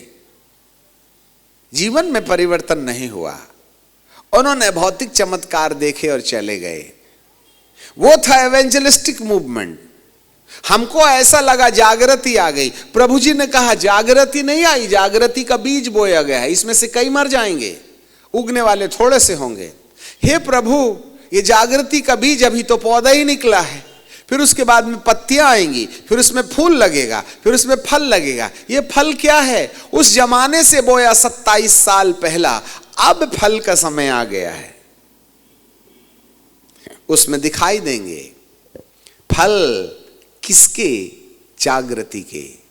लिसन में, सारी दुनिया जागृति के लिए प्रार्थना कर रही, परंतु जागृति होती क्या है यह कोई नहीं समझ पा रहा है। हम 2 लाइन में जागृति की परिभाषा आपके सामने रखेंगे। What is the revival? ये आप पर लागू होने वाली चीज है। समझ गए तो किस्मत आपके हाथ में है, नहीं तो फूटी तो है ही है। जरा ध्यान से सुन लीजिएगा। जब एक व्यक्ति परमेश्वर के वचन के अनुसार पवित्र आत्मा की सहायता से अपने जीवन में वचन के अनुसार चलने का अनुभव प्राप्त कर ले, तो उसकी जिंदगी में जो रूपांतर होता है, जो परिवर्तन होता है, उसे जागृति कहते हैं। The revival is nothing but the revival is walking in line the word of God by the grace of the Holy spirit. पवित्र आत्मा की सहायता से जब एक व्यक्ति वचन के अनुसार चलना शुरू कर दे, तो उसके जीवन के अंदर में जो आत्मिक परिवर्तन दिखाई देता है, उसे हम जागृति कहते हैं। जागृति भीड़ नहीं है, जागृति चंगाई नहीं है, जागृति बहुत हल्ला गुल्ला नहीं है। जागृति तो एक इंसान का वचन के अनुसार चल के परमेश्वर के स्वभाव में रूपांतरित होने वाली मुसीबत का नाम है जागृति। ये बातें फिलाडेल्फिया की कलीसिया में थी। तू मेरे वचन के अनुसार चलता है? आज हम वचन को सुनते हैं, आज हम वचन को मानते हैं, आज हम वचन पर विश्वास करते हैं, पर चलते क्या? We believe in the word। नहीं, हमारा विश्वास है बाइबल सत्य है। अरे बाबा, बाइबल सत्य है ये तो भूत भी जानता है। तुमने कौन सी 2 नाल वाली बंदूक चला ली? दुष्ट आत्माओं को ज्यादा मालूम है बाइबल के बारे में। जब यीशु गन्नेसरत की झील के उस पार गया ना, तो यीशु मसीह को देखते बराबर दुष्ट आत्माएं क्या बोलती हैं? हे परम प्रधान परमेश्वर के पुत्र, तू समय से पहले हमको नाश करने के लिए क्यों आ गया? उनको तो पहले ही मालूम थी ना कि यीशु परम प्रधान परमेश्वर का पुत्र है। हमने यीशु को परम प्रधान का पुत्र मान के स्वीकार कर लिया, तो कौन सी 2 नाल वाली बंदूक चला ली? ऐसी तो दुष्ट आत्माएं भी विश्वास करती हैं। पर समस्या यह है कि वो वचन के अनुसार चल नहीं सकती। हमको चांस है जागृति। Without the Holy Spirit none of the person can have the encounter with the revival. यदि किसी व्यक्ति को जागृति का आमना सामना करना है, तो पवित्र आत्मा का बहिष्कार किए बिना नहीं हो सकता। जी हां, पवित्र आत्मा ही है जो आपको रूपांतरित होने में मदद करेगा। ज्ञान हमारा सिर बढ़ा देगा, पर जीवन नहीं बदलेगा।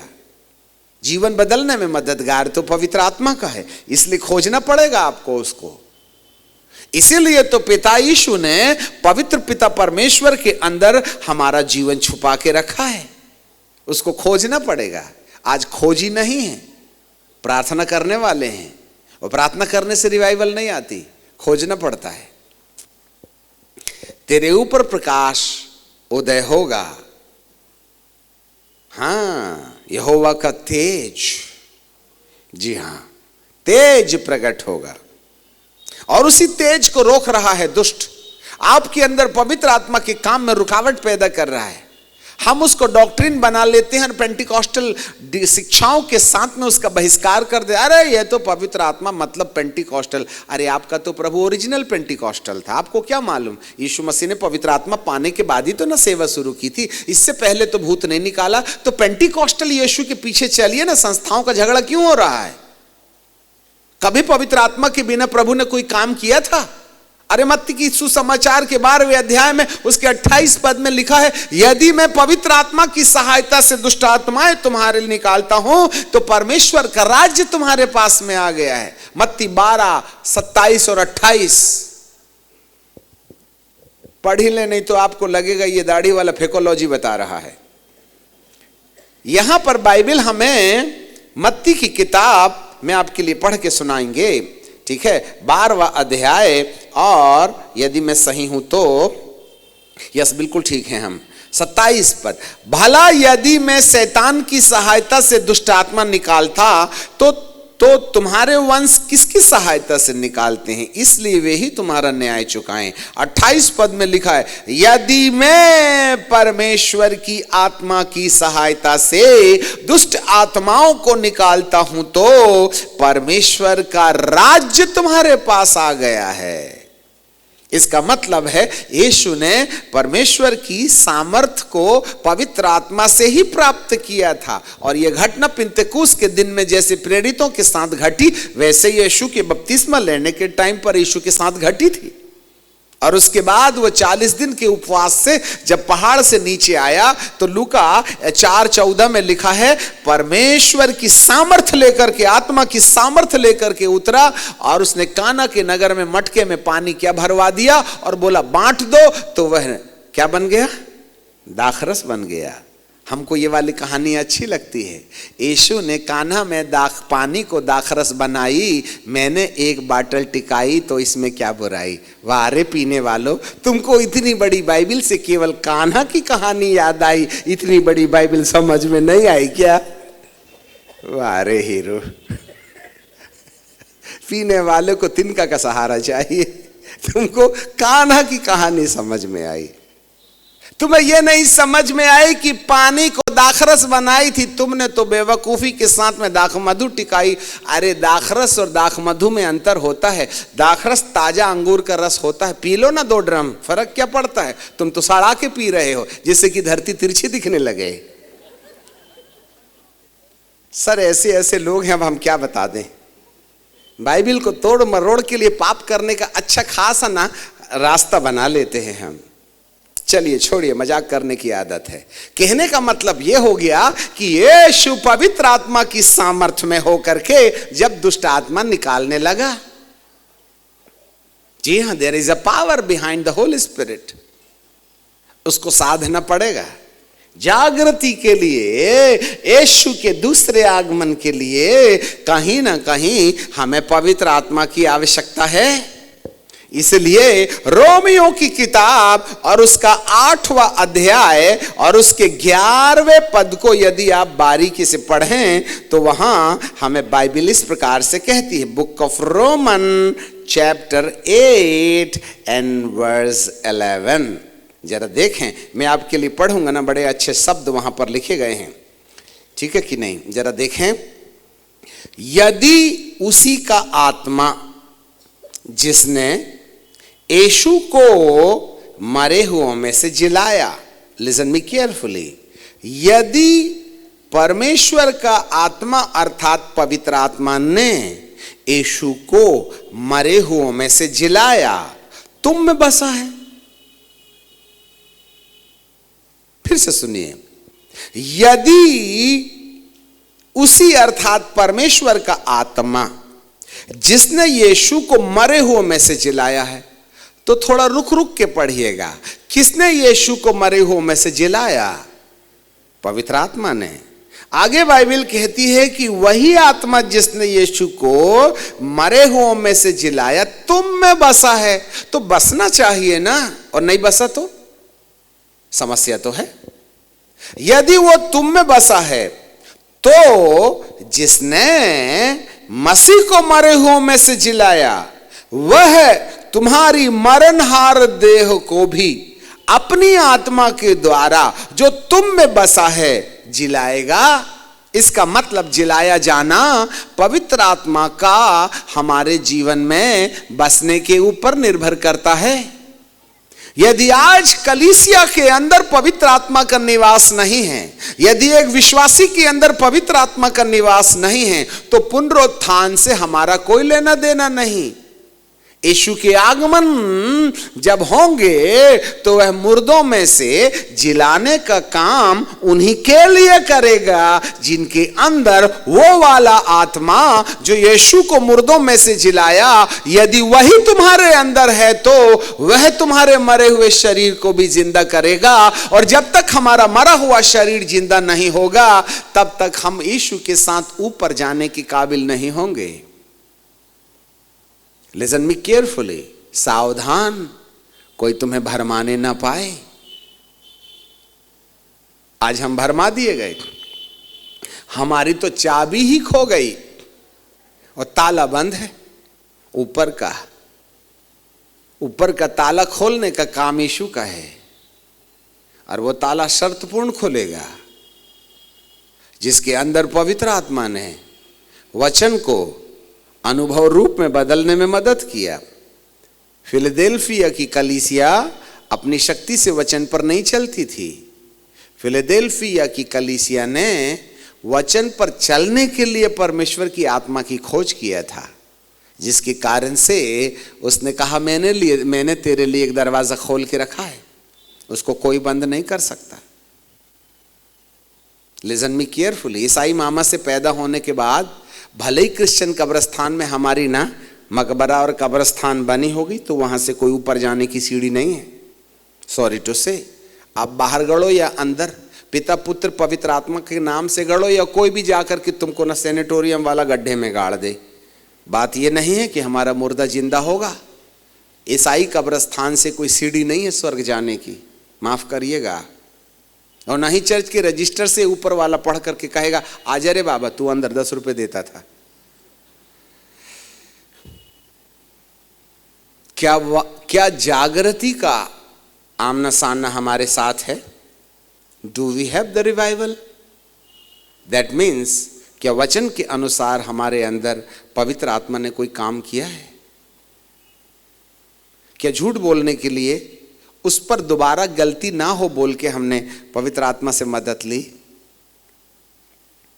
हम भी बीड़ी पीते थे, शराब भी पीते थे, 3 अक्षरम, टाइगर, विस्की, ओहो, लात मारो तो गड्डी और हाथ मारो तो नोट।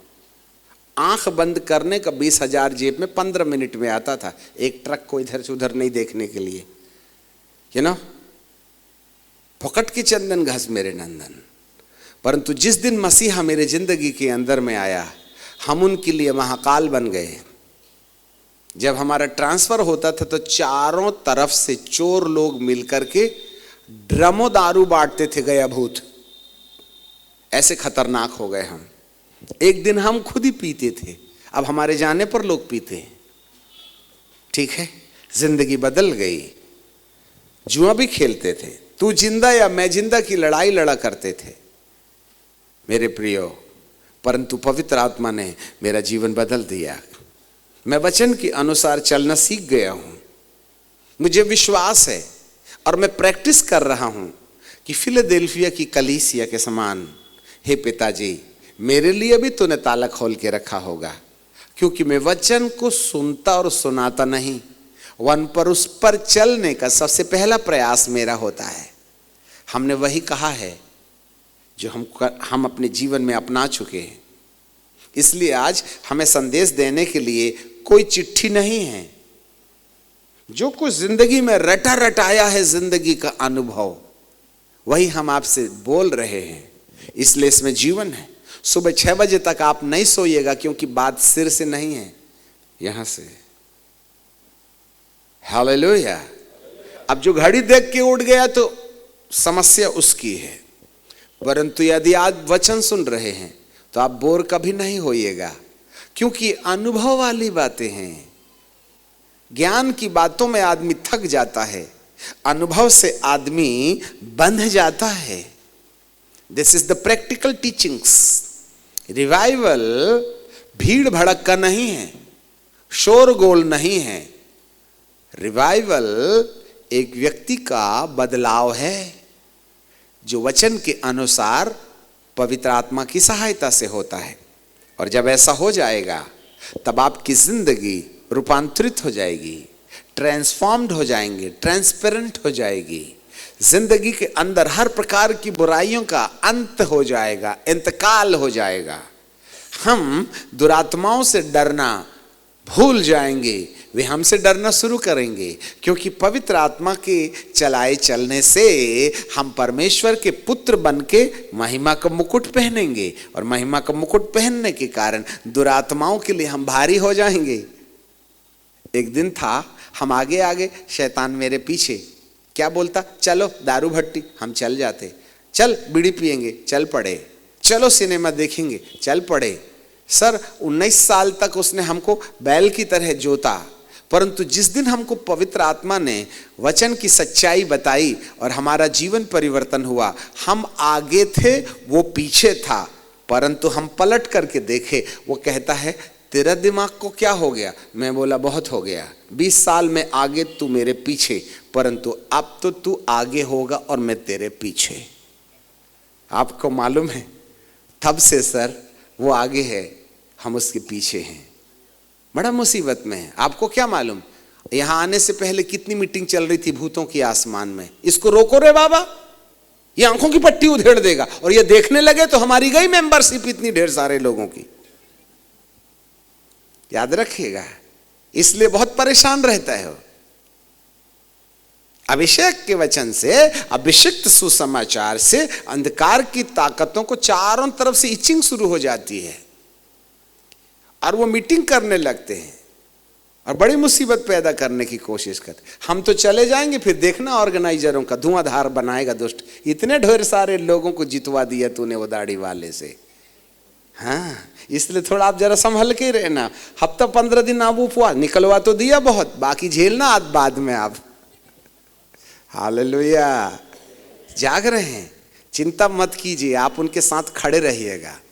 उनके चक्कर में आपको ना यीशु समाचार मिला है तो उनको प्रार्थना में याद करते रहना। भूत तो आपका निकला, चंगाई तो आपकी निकली, चंगाई तो आपको हो गई, समस्या उनको होगी, तो उनको प्रार्थना के घेरे में लेना आपका काम होता है। नहीं तो काम बनाए और चले, पतली गली से निकल लिए। अब ये ढोते रहे कुर्सियां, आप तो बैठ के गर्म करे और चले गए चंगाई पाके। ना रे बाबा ना, इसका भुगतान करना होगा आपको। कहने का मतलब यह हो गया, जागृति पवित्र आत्मा के द्वारा एक व्यक्ति के अनुसार वचन पर चलने के परिणाम स्वरूप जो आती है, उसके सिर पर घाव लगता है, आकाश से शैतान बिजली की नाई गिरता है, उसके राज्य में तबाही शुरू हो जाती है। यही है वह राज्य जिसको प्रभु कहते हैं, यदि मैं पवित्र आत्मा की सहायता से दुष्ट आत्माओं को निकालता हूं तो परमेश्वर का राज्य तुम्हारे पास आ गया है। बोलो यीशु प्रभु की। समझ में आ रहा है जागृति? पवित्र आत्मा के बिना यीशु के दूसरे आगमन की तैयारी नहीं हो सकती है। मेरे प्रभु, मेरे प्रियो, जिस आत्मा ने यीशु को मृतकों में से जिलाया, वही आत्मा हमारे अंदर बसा है, तो वह हमें भी यीशु के दूसरे आगमन में मुर्दों में से जिला उठाने के अनुभव में लाके खड़ा करेगा। तब होगा वह अनुभव जब हम अनंत जीवन में प्रवेश कर जाएंगे।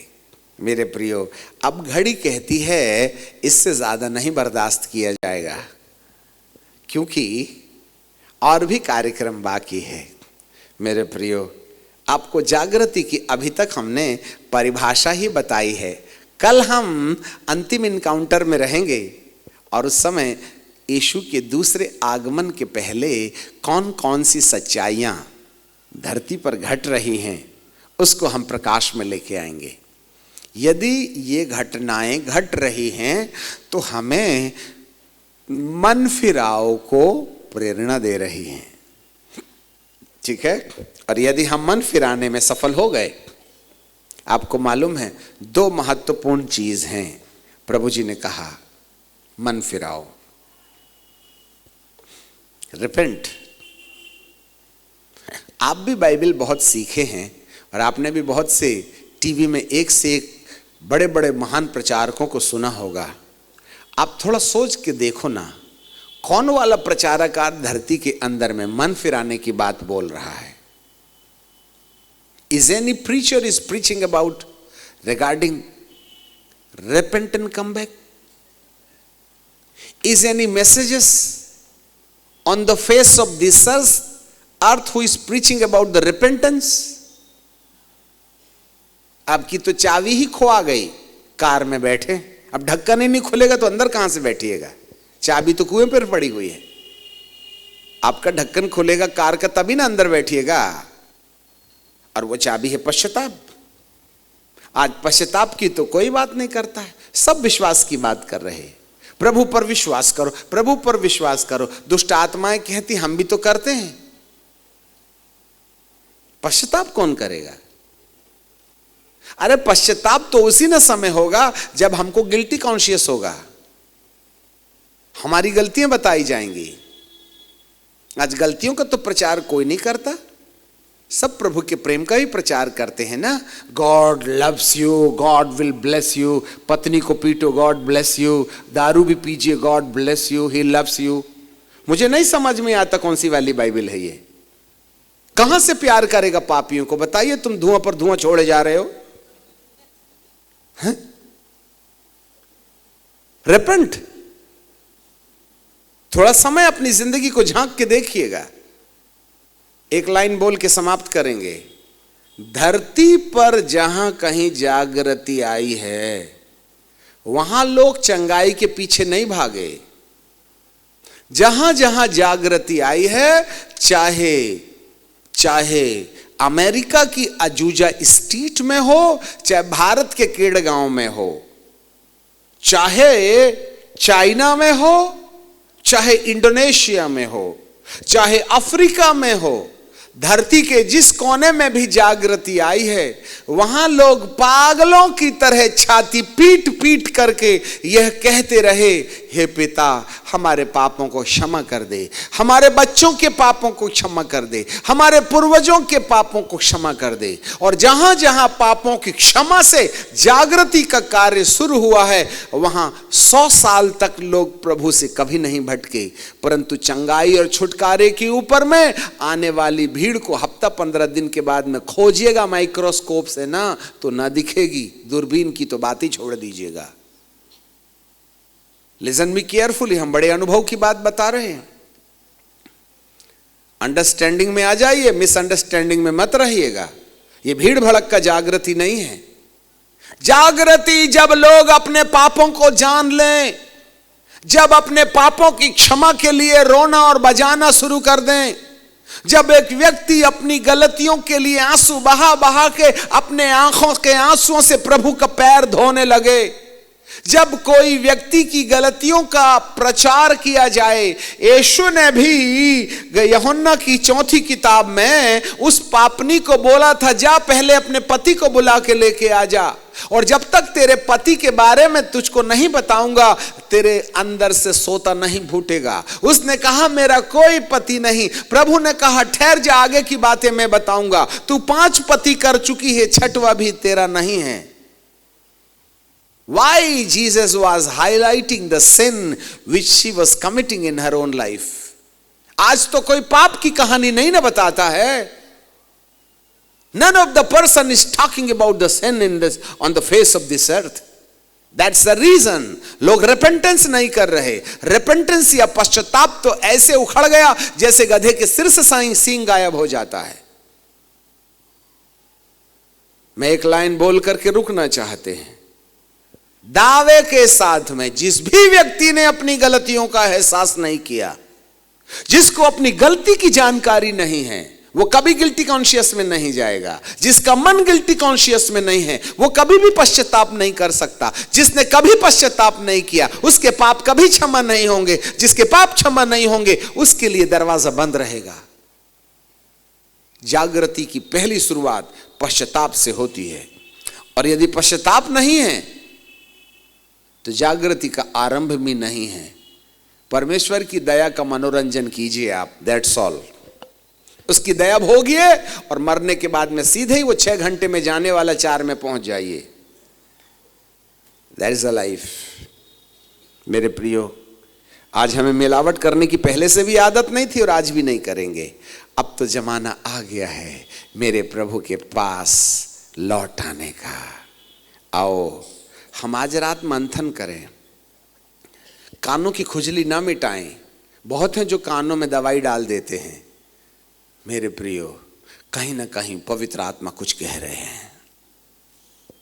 थोड़ा सोचें, आपके विचारों में कौन कौन से विचार आते हैं, आपके रिश्ते कितने जायज़ और कितने नाजायज़ हैं, इस मोबाइल का कितना सदुपयोग और कितना दुरुपयोग है।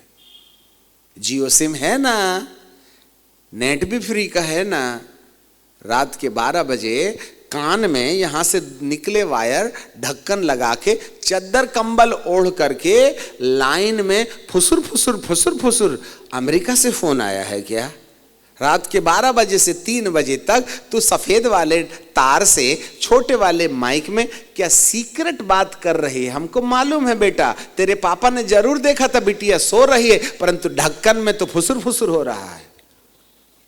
हेलो बॉयफ्रेंड एंड गर्लफ्रेंड, तुमको तो रात के 12 बजे के बाद से 3 बजे तक नींद आती ही नहीं। कोई बात पास नहीं तो दिल दूर से ही बहला लेते हैं। ऊपर वाले को मोतियाबिंद नहीं हो गया, उसके कान बहरे नहीं हो गए। दिल लगी मत करना अपनी जिंदगी के साथ में। How many people are using and misusing it. सबसे बड़ी दुष्टात्मा अंधकार की शक्ति का आज मानव जीवन के अंदर में प्रवेश इस छोटे से इक्विपमेंट्स के द्वारा हो रहा है। कल बताएंगे ये कैसे आपके लिए बर्बादी लेके आएगा, जिसको हम हर वक्त सीने से, पत्नी को तो 1 ही 2 बार मिलते हैं दिन में, ये तो 24 घंटे साथ में रहता है, और वो भी सीने से चिपटाएंगे। इसको नहीं चिपकाएंगे, ये होना आज पत्नी से ज्यादा वजन रखता है ये, और इसका नाम है द बीस्ट। मेगा कंप्यूटर से कनेक्टेड इंटरनेट। अभी हम फ्लाइट में आ रहे थे तो वो बोलते हैं कार्ड से खरीदी करने से 20% का रिबेट। 100 रुपया की चाय 80 में मिलेगी यदि कार्ड से खरीदिएगा। तो कैश में खरीदिएगा तो 100 रुपये में मिलेगी, कार्ड से खरीदिएगा तो 80 रुपये में मिलेगी। मतलब आदत डाल रहे हैं कैशलेस इकोनॉमी की। ये सावधान, वो लुभा रहा है तुमको। एक दिन ये कार्ड हमारे हाथ में होगा RFID चिप के रूप में। कल आइएगा, धरती पैर के नीचे नहीं रहेगी। मेरे प्रियो, कुछ ऐसा मौसम आज आ गया है। परमेश्वर आपके मन की आंखों को खोल दे और ज्ञान प्रकाश की आत्मा दे, कहीं भरमाए ना जाओ। अब हम रुक जाएंगे और कल के समान आज छुटकारे के लिए प्रार्थना करेंगे, क्योंकि हमको जानकारी है बहुत से लोग अंधकार की शक्तियों में फंसे हुए हैं। अब आपकी छुटकारे के लिए प्रार्थना करेंगे। कमान, आप में से कौन कौन लोग बीमार हैं, जल्दी से अपनी अपनी जगह में खड़े हो जाएं, क्योंकि हम समय पे खत्म कर देंगे, ठीक है? परिवार में बंधन है, व्यापार में समस्याएं हैं,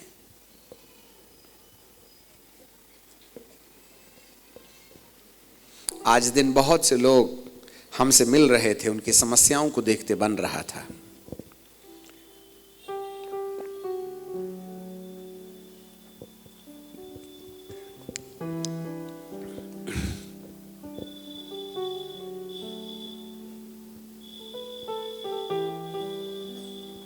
पिताजी, आज भी तेरे वचन के निर्णय में हम नहीं जा पाए। प्रभु, उड़ती उड़ती बातें तेरे लोगों को कह दी गई। प्रभु, एटलीस्ट कल हम संदेश की अंतिम कगार में होंगे, पर आज तेरे लोग जिन समस्याओं को लेकर के आए हैं, उनके छुटकारे का वक्त आ गया है। Thank you Jesus. इस समय बहुत सी दुष्ट आत्माएं आपको छोड़ के भागेंगी। आपके सिर को मानो चक्कर सा आ रहा है, ऐसा एहसास होगा। ऐसा लगेगा कि आपके अंदर से कुछ निकल के ऐसे भागा। ऐसा लगेगा किसी ने आपको धक्का सा दिया। ऐसे लगेगा जैसे मान लो आपके ऊपर किसी ने पानी फेंक दिया होगा। ऐसा लगेगा जैसे मान लो एक करंट आपके बदन पर आ गया और आप बिल्कुल हल्के हो गए हैं, बलून की तरह। यस लॉर्ड, ऐसे एहसासों से आपको छुटकारा मिलेगा। शायद हो सकता है आप बीमार नहीं हैं, परंतु आप कहीं ना कहीं कोई मानसिक तनाव में थे। आपके भविष्य को बिगाड़ने वाली अंधकार की शक्तियां आपके तन को, आपके मन को, आपके शरीर को कहीं ना कहीं अपने अधिकार में रख करके आपको प्रताड़ित करती रही हैं मेरे प्रियो। परंतु आज प्रभु आपको छुटकारा देने जा रहे हैं। अपने मन को परमेश्वर के हाथों में समर्पित कर कहें, प्रभु मुझे छुटकारा दिला दे, प्रभु मुझे छुटकारा दिला दे। I need the deliverance of God in my family, in my own mind. मैं प्रार्थना करना तो चाहता हूं परंतु कर नहीं पाता हूं। मैं बाइबल पढ़ता तो हूं परंतु मुझे नींद आने लगती है। बहुत से लोग यहां हैं, बाइबल उठाई कि आधा पन्ना पढ़ने के साथ साथ उनकी आंखें भारी होने लगती हैं। Listen me very carefully. पवित्र आत्मा जो बोल रहा है उसको ध्यान से सुनिएगा। कितने ऐसे लोग हैं जो बाइबल पढ़ने जाते हैं और आधा पन्ना पढ़ते हैं और उनकी आंखें भारी होने लगती हैं। बाइबल का आधा अध्याय पूरा ही नहीं होता है, उनका सिर भारी लगने लगता है और वे बाइबल बंद कर देते हैं। There is a stronghold behind you, so you may not have the encounter with the word of God. कोई दुरात्माएं हैं, यस, यहां खड़े हुए बहुत से ऐसे लोग हैं जो बाइबल उठाते बराबर उनकी आंखें भारी हो जाती हैं। बाइबल को पढ़ने के पहले, पढ़ने के समय उनका सिर चकराने लगता है और सिर भारी सा हो जाता है, सिर पत्थर सा हो जाता है और आप अध्याय भी पूरा नहीं कर पाते हैं और बाइबल बंद करके दुआ करके चल पड़ते हैं। Somebody is behind you. आप में से जब सब लोगों की आंखें बंद हैं, ऐसा कितने कितने लोगों के अंदर ऐसा अनुभव होता है। जब आप बाइबल पढ़ते हैं, आंखें पथरा जाती हैं, सिर भारी हो जाता है। ऐसे लोग अपना हाथ उठा के दिखाएं जिनको बाइबल पढ़ने के टाइम पर सिर भारी हो जाता है। सैकड़ों। परमेश्वर आपको छुटकारा देने जा रहा है। पवित्र आत्मा आपकी बातें जानते हैं, क्योंकि आपको वचन पढ़ने से दुष्ट आत्माओं को घबराहट हो जाती है और वे आपके माथे को पकड़ लेती हैं और आपको परमेश्वर का वचन सुनने और समझने में। हाथ नीचे कर लें। जब हम प्रार्थना करेंगे तो आप अपना हाथ अपने सिर के ऊपर रखना जब प्रार्थना शुरू होगी छुटकारे की उस समय। Yes Lord. पिता परमेश्वर, कल आपने भारी लोगों को स्पॉन्डिलाइटिस से चंगाई दिया। आज बाइबल से पढ़ने वालों को रोकने वाली दुरात्माएं, कल आपने परिवार के मामले में बहुत सी बातें प्रकट किया। हमारा परिवार मानो खंडहर बन गया था, परंतु कल रात से आपने अपना छुटकारा देना शुरू कर दिया है। Yes Lord, wonderful Jesus, thank you Jesus, thank you Lord, thank you Jesus. आज इस स्थान पर खड़े हुए लोग बहुत से हैं, एक नहीं अनेक, जो पैसे को आता हुआ तो देखते हैं परंतु जाता कहां है समझ नहीं आता है। यस, आपको संपत्ति आते नजर आती है परंतु हाथ में कुछ नहीं लगती है, कहीं ना कहीं बेफिजूल खर्च हो जाता है, हर समय आर्थिक कंगाली बनी रहती है। Some demonic forces is behind. Some demonic forces is operating your business and finances. कंगाली हर समय रहती है, गिने जाते हैं नोट हाथों से पर जेब में बचता नहीं है। लॉर्ड, इनके धन को चोरी करने वाली, सेंध लगाने वाली दुष्ट आत्माएं, कर्जे में ले जाने वाली अंधकार की शक्तियां, आज तुम्हारे ऊपर मेरे मसीह का हाथ पड़ने वाला है। Yes Lord, thank you Jesus. आर्थिक समस्या पैदा करने वाले लोग, ओ जिनके पास में पैसा आता नजर आए परंतु जाता कहां समझ ना आवे, आर्थिक समस्याओं के ऊपर में बैठी अंधकार की शक्तियों के ऊपर आज मेरे प्रभु के हाथ बढ़ने वाले हैं। Wonderful Jesus. Thank you Jesus, thank you Lord. अब जहां कहीं भी बीमार होंगे प्रभु आपको छुएगा। कम ऑन, छुटकारा पाना शुरू कर दें। अब चंगाई शुरू हो रही है। मेरा पवित्र आत्मा उतर रहा है। आइए आइए प्रभु, आइए महाराजा।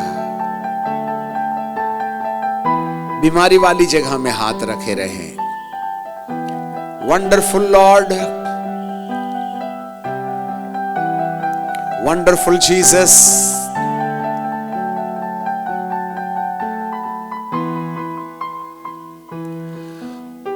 होली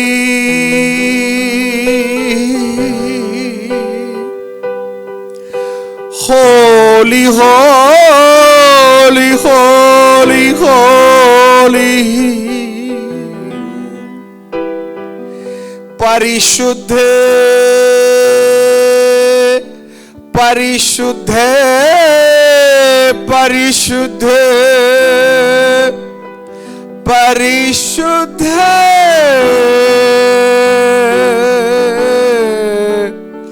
पवित्र पवित्र पवित्र पवित्र प्रभु। हे पवित्र आत्मा,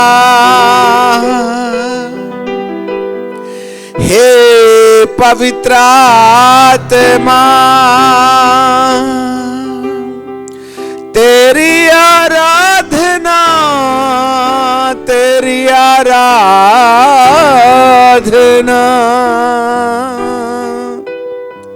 चलो प्रभु, अपने लोगों के बीच में चलो पवित्र आत्मा। मिखाइल और जिब्राइल की सेना हमारे बीच में उतर आए। बाइबल पढ़ने से रुकावट पैदा करने वाली अंधकार की शक्तियों, तुम्हारे ऊपर मिकाइल की सेना अब अपनी अग्निमय तलवारें बरसा रहे हैं। खमान, छुटकारा पाना शुरू करें। लो, छुटकारा ले लो in the name of Jesus. अंधकार की शक्तियां जो परिवार को तोड़ रही हैं, जो बाइबल को पढ़ने में रुकावट पैदा करती हैं, जो संपत्ति आने से हमारे लिए बर्बादी का कारण बन जाती है, आओ प्रभु, आओ आओ। सनातन पिता, हम तेरी महिमा चाहते हैं, तेरी महिमा चाहते हैं पिता, तेरी महिमा। हे पवित्र आत्मा, तेरी लपलपाती हुई आग आकाश से धरती पर उतरने लगे। अंधकार की शक्तियां, भारीपन पैदा करने वाली आत्माएं, तमाम अंधकार की ताकतें, इनके तन को छोड़ना शुरू करो, इनके मन को छोड़ना शुरू करो, इनके परिवारों से निकल के बाहर चले जाओ। आओ आओ आओ, बाहर आओ, बाहर आओ। अंधकार की ताकतें, तुम्हारे ऊपर में पवित्र आत्मा की जलजलाहट उतरती है, तुम्हारे ऊपर में पवित्र आत्मा की भयानक आग उतरती है।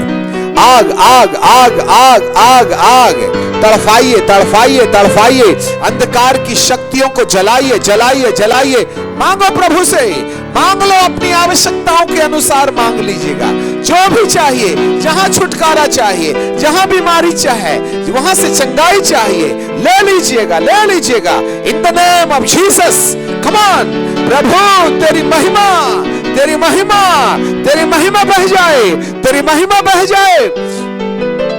हर एक अंधकार की शक्तियों जो तेरा वचन सुनने और पढ़ने के लिए रुकावटें पैदा करती है, उन्हें हम यीशु मसीह के नाम से ललकार देते हैं। जाओ, इनके दिल दिमागों से निकल के बाहर चले जाओ। आए श्रापित आत्माएं, जब ये बाए परमेश्वर का वचन पढ़ते हैं, जब ये परमेश्वर का वचन सुनते हैं, निद्रा देने वाली अंधकार की ताकतें इन तमाम बेटे बेटियों के दिल और दिमाग से निकल के बाहर आओ।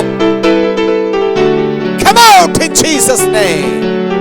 पवित्र आत्मा की जलजलाहट इसी समय उतरे राजा, इसी समय तेरी आग जीवन के अंदर उतर आए पिता परमेश्वर, और इसी समय तेरी महाप्रतापी सामर्थ इनके तन से होकर के बहने लगे। जिनके सिर में दर्द है, यीशु नासरी के नाम में इनका सिर का दर्द प्रभु यीशु मसीह के नाम में दूर हो जाए। हाँ पिताजी, ओ राजा, अपने हाथों को बढ़ा ले। जिनके गले में दर्द है, उनके गले का दर्द यीशु नासरी के नाम में जाता रहे। जिनकी छाती में दर्द है, उनकी छाती से चंगा करने वाली सामर्थ बह जाए। जिनकी कमर में दर्द है, कमर का दर्द यीशु के नाम में जाता रहे। गर्भधानी से जुड़ी हुई समस्याएं निकल के बाहर आ जाएं। यस, अर्थराइटिस, जोड़ जोड़ के दर्द, चाहे घुटने में दर्द हो या कमर में या टहनियों में या हड्डियों के जोड़ों में, प्यारे पिता, हर हड्डी की गदेली में से पुनरुत्थान की सामर्थ बहे। उनका आर्थराइटिस, उनके हड्डियों का जोड़ यीशु मसीह के नाम में गायब हो जाए। टच लॉर्ड, प्रभु आपकी उंगलियां हड्डियों के बीच में जो गदेलियां हैं, जो एक दूसरे से हड्डियां टकराती हैं जिससे दर्द होता है, उनका लिक्विड वहां से खत्म हो गया है, जिससे कि प्यारे पिता जिनकी हड्डियां सूख सी गई हैं, उनकी मांसपेशियों में दर्द होता है। अपनी उंगलियों को उस आर्थराइटिस वाली जगह में रख दीजिएगा। ड्यूडेनम से इंसुलिन प्रोडक्ट करने वाली ग्लैंड्स के ऊपर में आपकी चंगा करने वाली सामर्थ को रखिएगा राजा। ओ मेरे महाप्रतापी परमेश्वर, आपकी भयंकर आग इसी समय प्रभु हर के पेन की रियाज से बह जाए और शुगर की बीमारी यीशु मसीह के नाम में नॉर्मल हो जाए। यस यस यस यस, ऐसा हो रहा है, ऐसा हो रहा है, ऐसा हो रहा है। आप चंगाई पा रहे हैं, प्रभु आपको छू रहे हैं। ब्लड प्रेशर यीशु मसीह के नाम में इसी वक्त हर एक के शरीरों से निकल के बाहर आ जाए। ओ पिता परमेश्वर, आपका धन्यवाद हो, धन्यवाद हो प्यारे पिता। हाँ, ऐसा परिवार भी है जो विवाह किए लंबा समय हो गया है, परंतु उनके घर में कोई संतान नहीं है। No issue in their families. Yes Lord, प्यारे पिताजी, जिनकी गर्भधानियों को शैतान ने बांध के रखा है, यस, वे अपनी कोख के ऊपर अपना हाथ रख लें। कोई आंख खोल के ना देखे, सब अपनी आंखें बंद रखें। यस लॉर्ड, जिनको गर्भधानी से जुड़ी हुई समस्याएं हैं, पेट से जुड़ी हुई समस्याएं हैं, जिनके समय पीरियड में दिक्कतें आती है, तो कठिनाइयां होती हैं, वे अपने पेट पर अपना हाथ रखे रहें। जिनकी कोई संतान नहीं है, जिनकी कोई संतान नहीं है, अपना सीधा वाला हाथ ऊंचा उठाते हुए प्रार्थना करें कि प्रभु आपके हाथ को अपने हाथ में ले लें। कम ऑन, जिसकी कोई संतान नहीं है, जिसकी कोई संतान नहीं है, अपना सीधा हाथ ऊपर उठा के प्रभु जी से मांग ले। यस लॉर्ड, अपने हाथों को बढ़ा लो। इन बहनों को जिनकी कोखों को अंधकार की शक्तियों ने बंद करके रखा है, प्रभु उनकी कोख के ऊपर अपना हाथ रखिएगा। राजा, जिस बेटी की कोई संतान नहीं है, संतान उत्पत्ति की जननेंद्रियों के अंदर में अंधकार की शक्तियों का जो प्रकोप है, हम यीशु मसीह के नाम में उनकी गर्भधानी जो पूर्वजों के श्राप से बंधी पड़ी हुई है, या उनके शरीर में कोई कमजोरी है, तमाम प्रकार की गर्भधानी या न्यूट्रस से जुड़ी हुई समस्याएं उनके शरीर से निकल के बाहर आ जाए। हे पिताजी, उनको संतान सुख दे देना, जिससे कि वे आने वाले दिनों में अपने घर में किलकारी की आवाज सुनने पाएं। सनातन पिता, हम आपको धन्यवाद देते हैं। ऐसा ही हो रहा है, ऐसा ही हो रहा है, ऐसा ही हो रहा है। स्वर्ग मानो धरती पर झुक गया है, स्वर्ग मानो धरती पर झुक गया है। स्वर्ग का परमेश्वर मानो हमारी समस्याओं से हमको छुटकारा दिला रहा है। पिता, आज लोगों के मन को पश्चाताप की दशा में ले आइए। आज रात वे वैसे ही नहीं चले जाएं, वरन प्रभु जी तेरे आगमन से पहले वे पवित्र आत्मा की खोज में लगे रहे, जागृति की खोज में लगे रहे। प्रभु, फिलाडेल्फिया की कलीसिया के समान, जिसमें कोई अपराध और पाप नहीं है, ऐसी दशा को वो प्राप्त कर सके। प्यारे पिताजी, ऐसी आप कृपा और दया कीजिएगा। प्रभु, आपको धन्यवाद, धन्यवाद। महिमा का आत्मा मानो स्वर्ग से उतर रहा है। प्रभु पवित्र आत्मा मानो हर एक को छू रहे हैं। बहुतों के अंदर से अंधकार की शक्तियां उन्हें झटका देके निकल गई हैं। Yes, thank you Jesus, thank you Lord. आपने छू लिया पिता, धन्यवाद धन्यवाद। तेरी महिमा तेरे लोगों को एनवलप कर रही है, मानो पवित्र आत्मा उन्हें चारों तरफ से कवर कर रहा है। धन्यवाद हो पिता, छुटकारे के लिए धन्यवाद। Thank you Jesus, thank you Lord, thank you Jesus. पिताजी हम आपको धन्यवाद देते हैं। सब अपने हाथों को ऊपर उठा के प्रभु जी को धन्यवाद करें। धन्यवाद, अपने होठों से कहें धन्यवाद। प्रभु आपका धन्यवाद हो, प्रभु आपका धन्यवाद हो, प्रभु आपका धन्यवाद हो। आपकी अद्भुत चमत्कार के लिए धन्यवाद, छुटकारे के लिए धन्यवाद, अद्भुत आश्चर्य कर्म के लिए धन्यवाद। Holi Lord, thank you Jesus, thank you Jesus. Holy holy holy holy Holi, thank you Lord. पिताजी आपका धन्यवाद हो। हम आपके पैरों को अपने होठों से चूमते हैं और आपको धन्य कहते हैं। पिता परमेश्वर आपकी कृपा हम पर बनाए रखें। धन्यवाद धन्यवाद, यीशु के नाम से।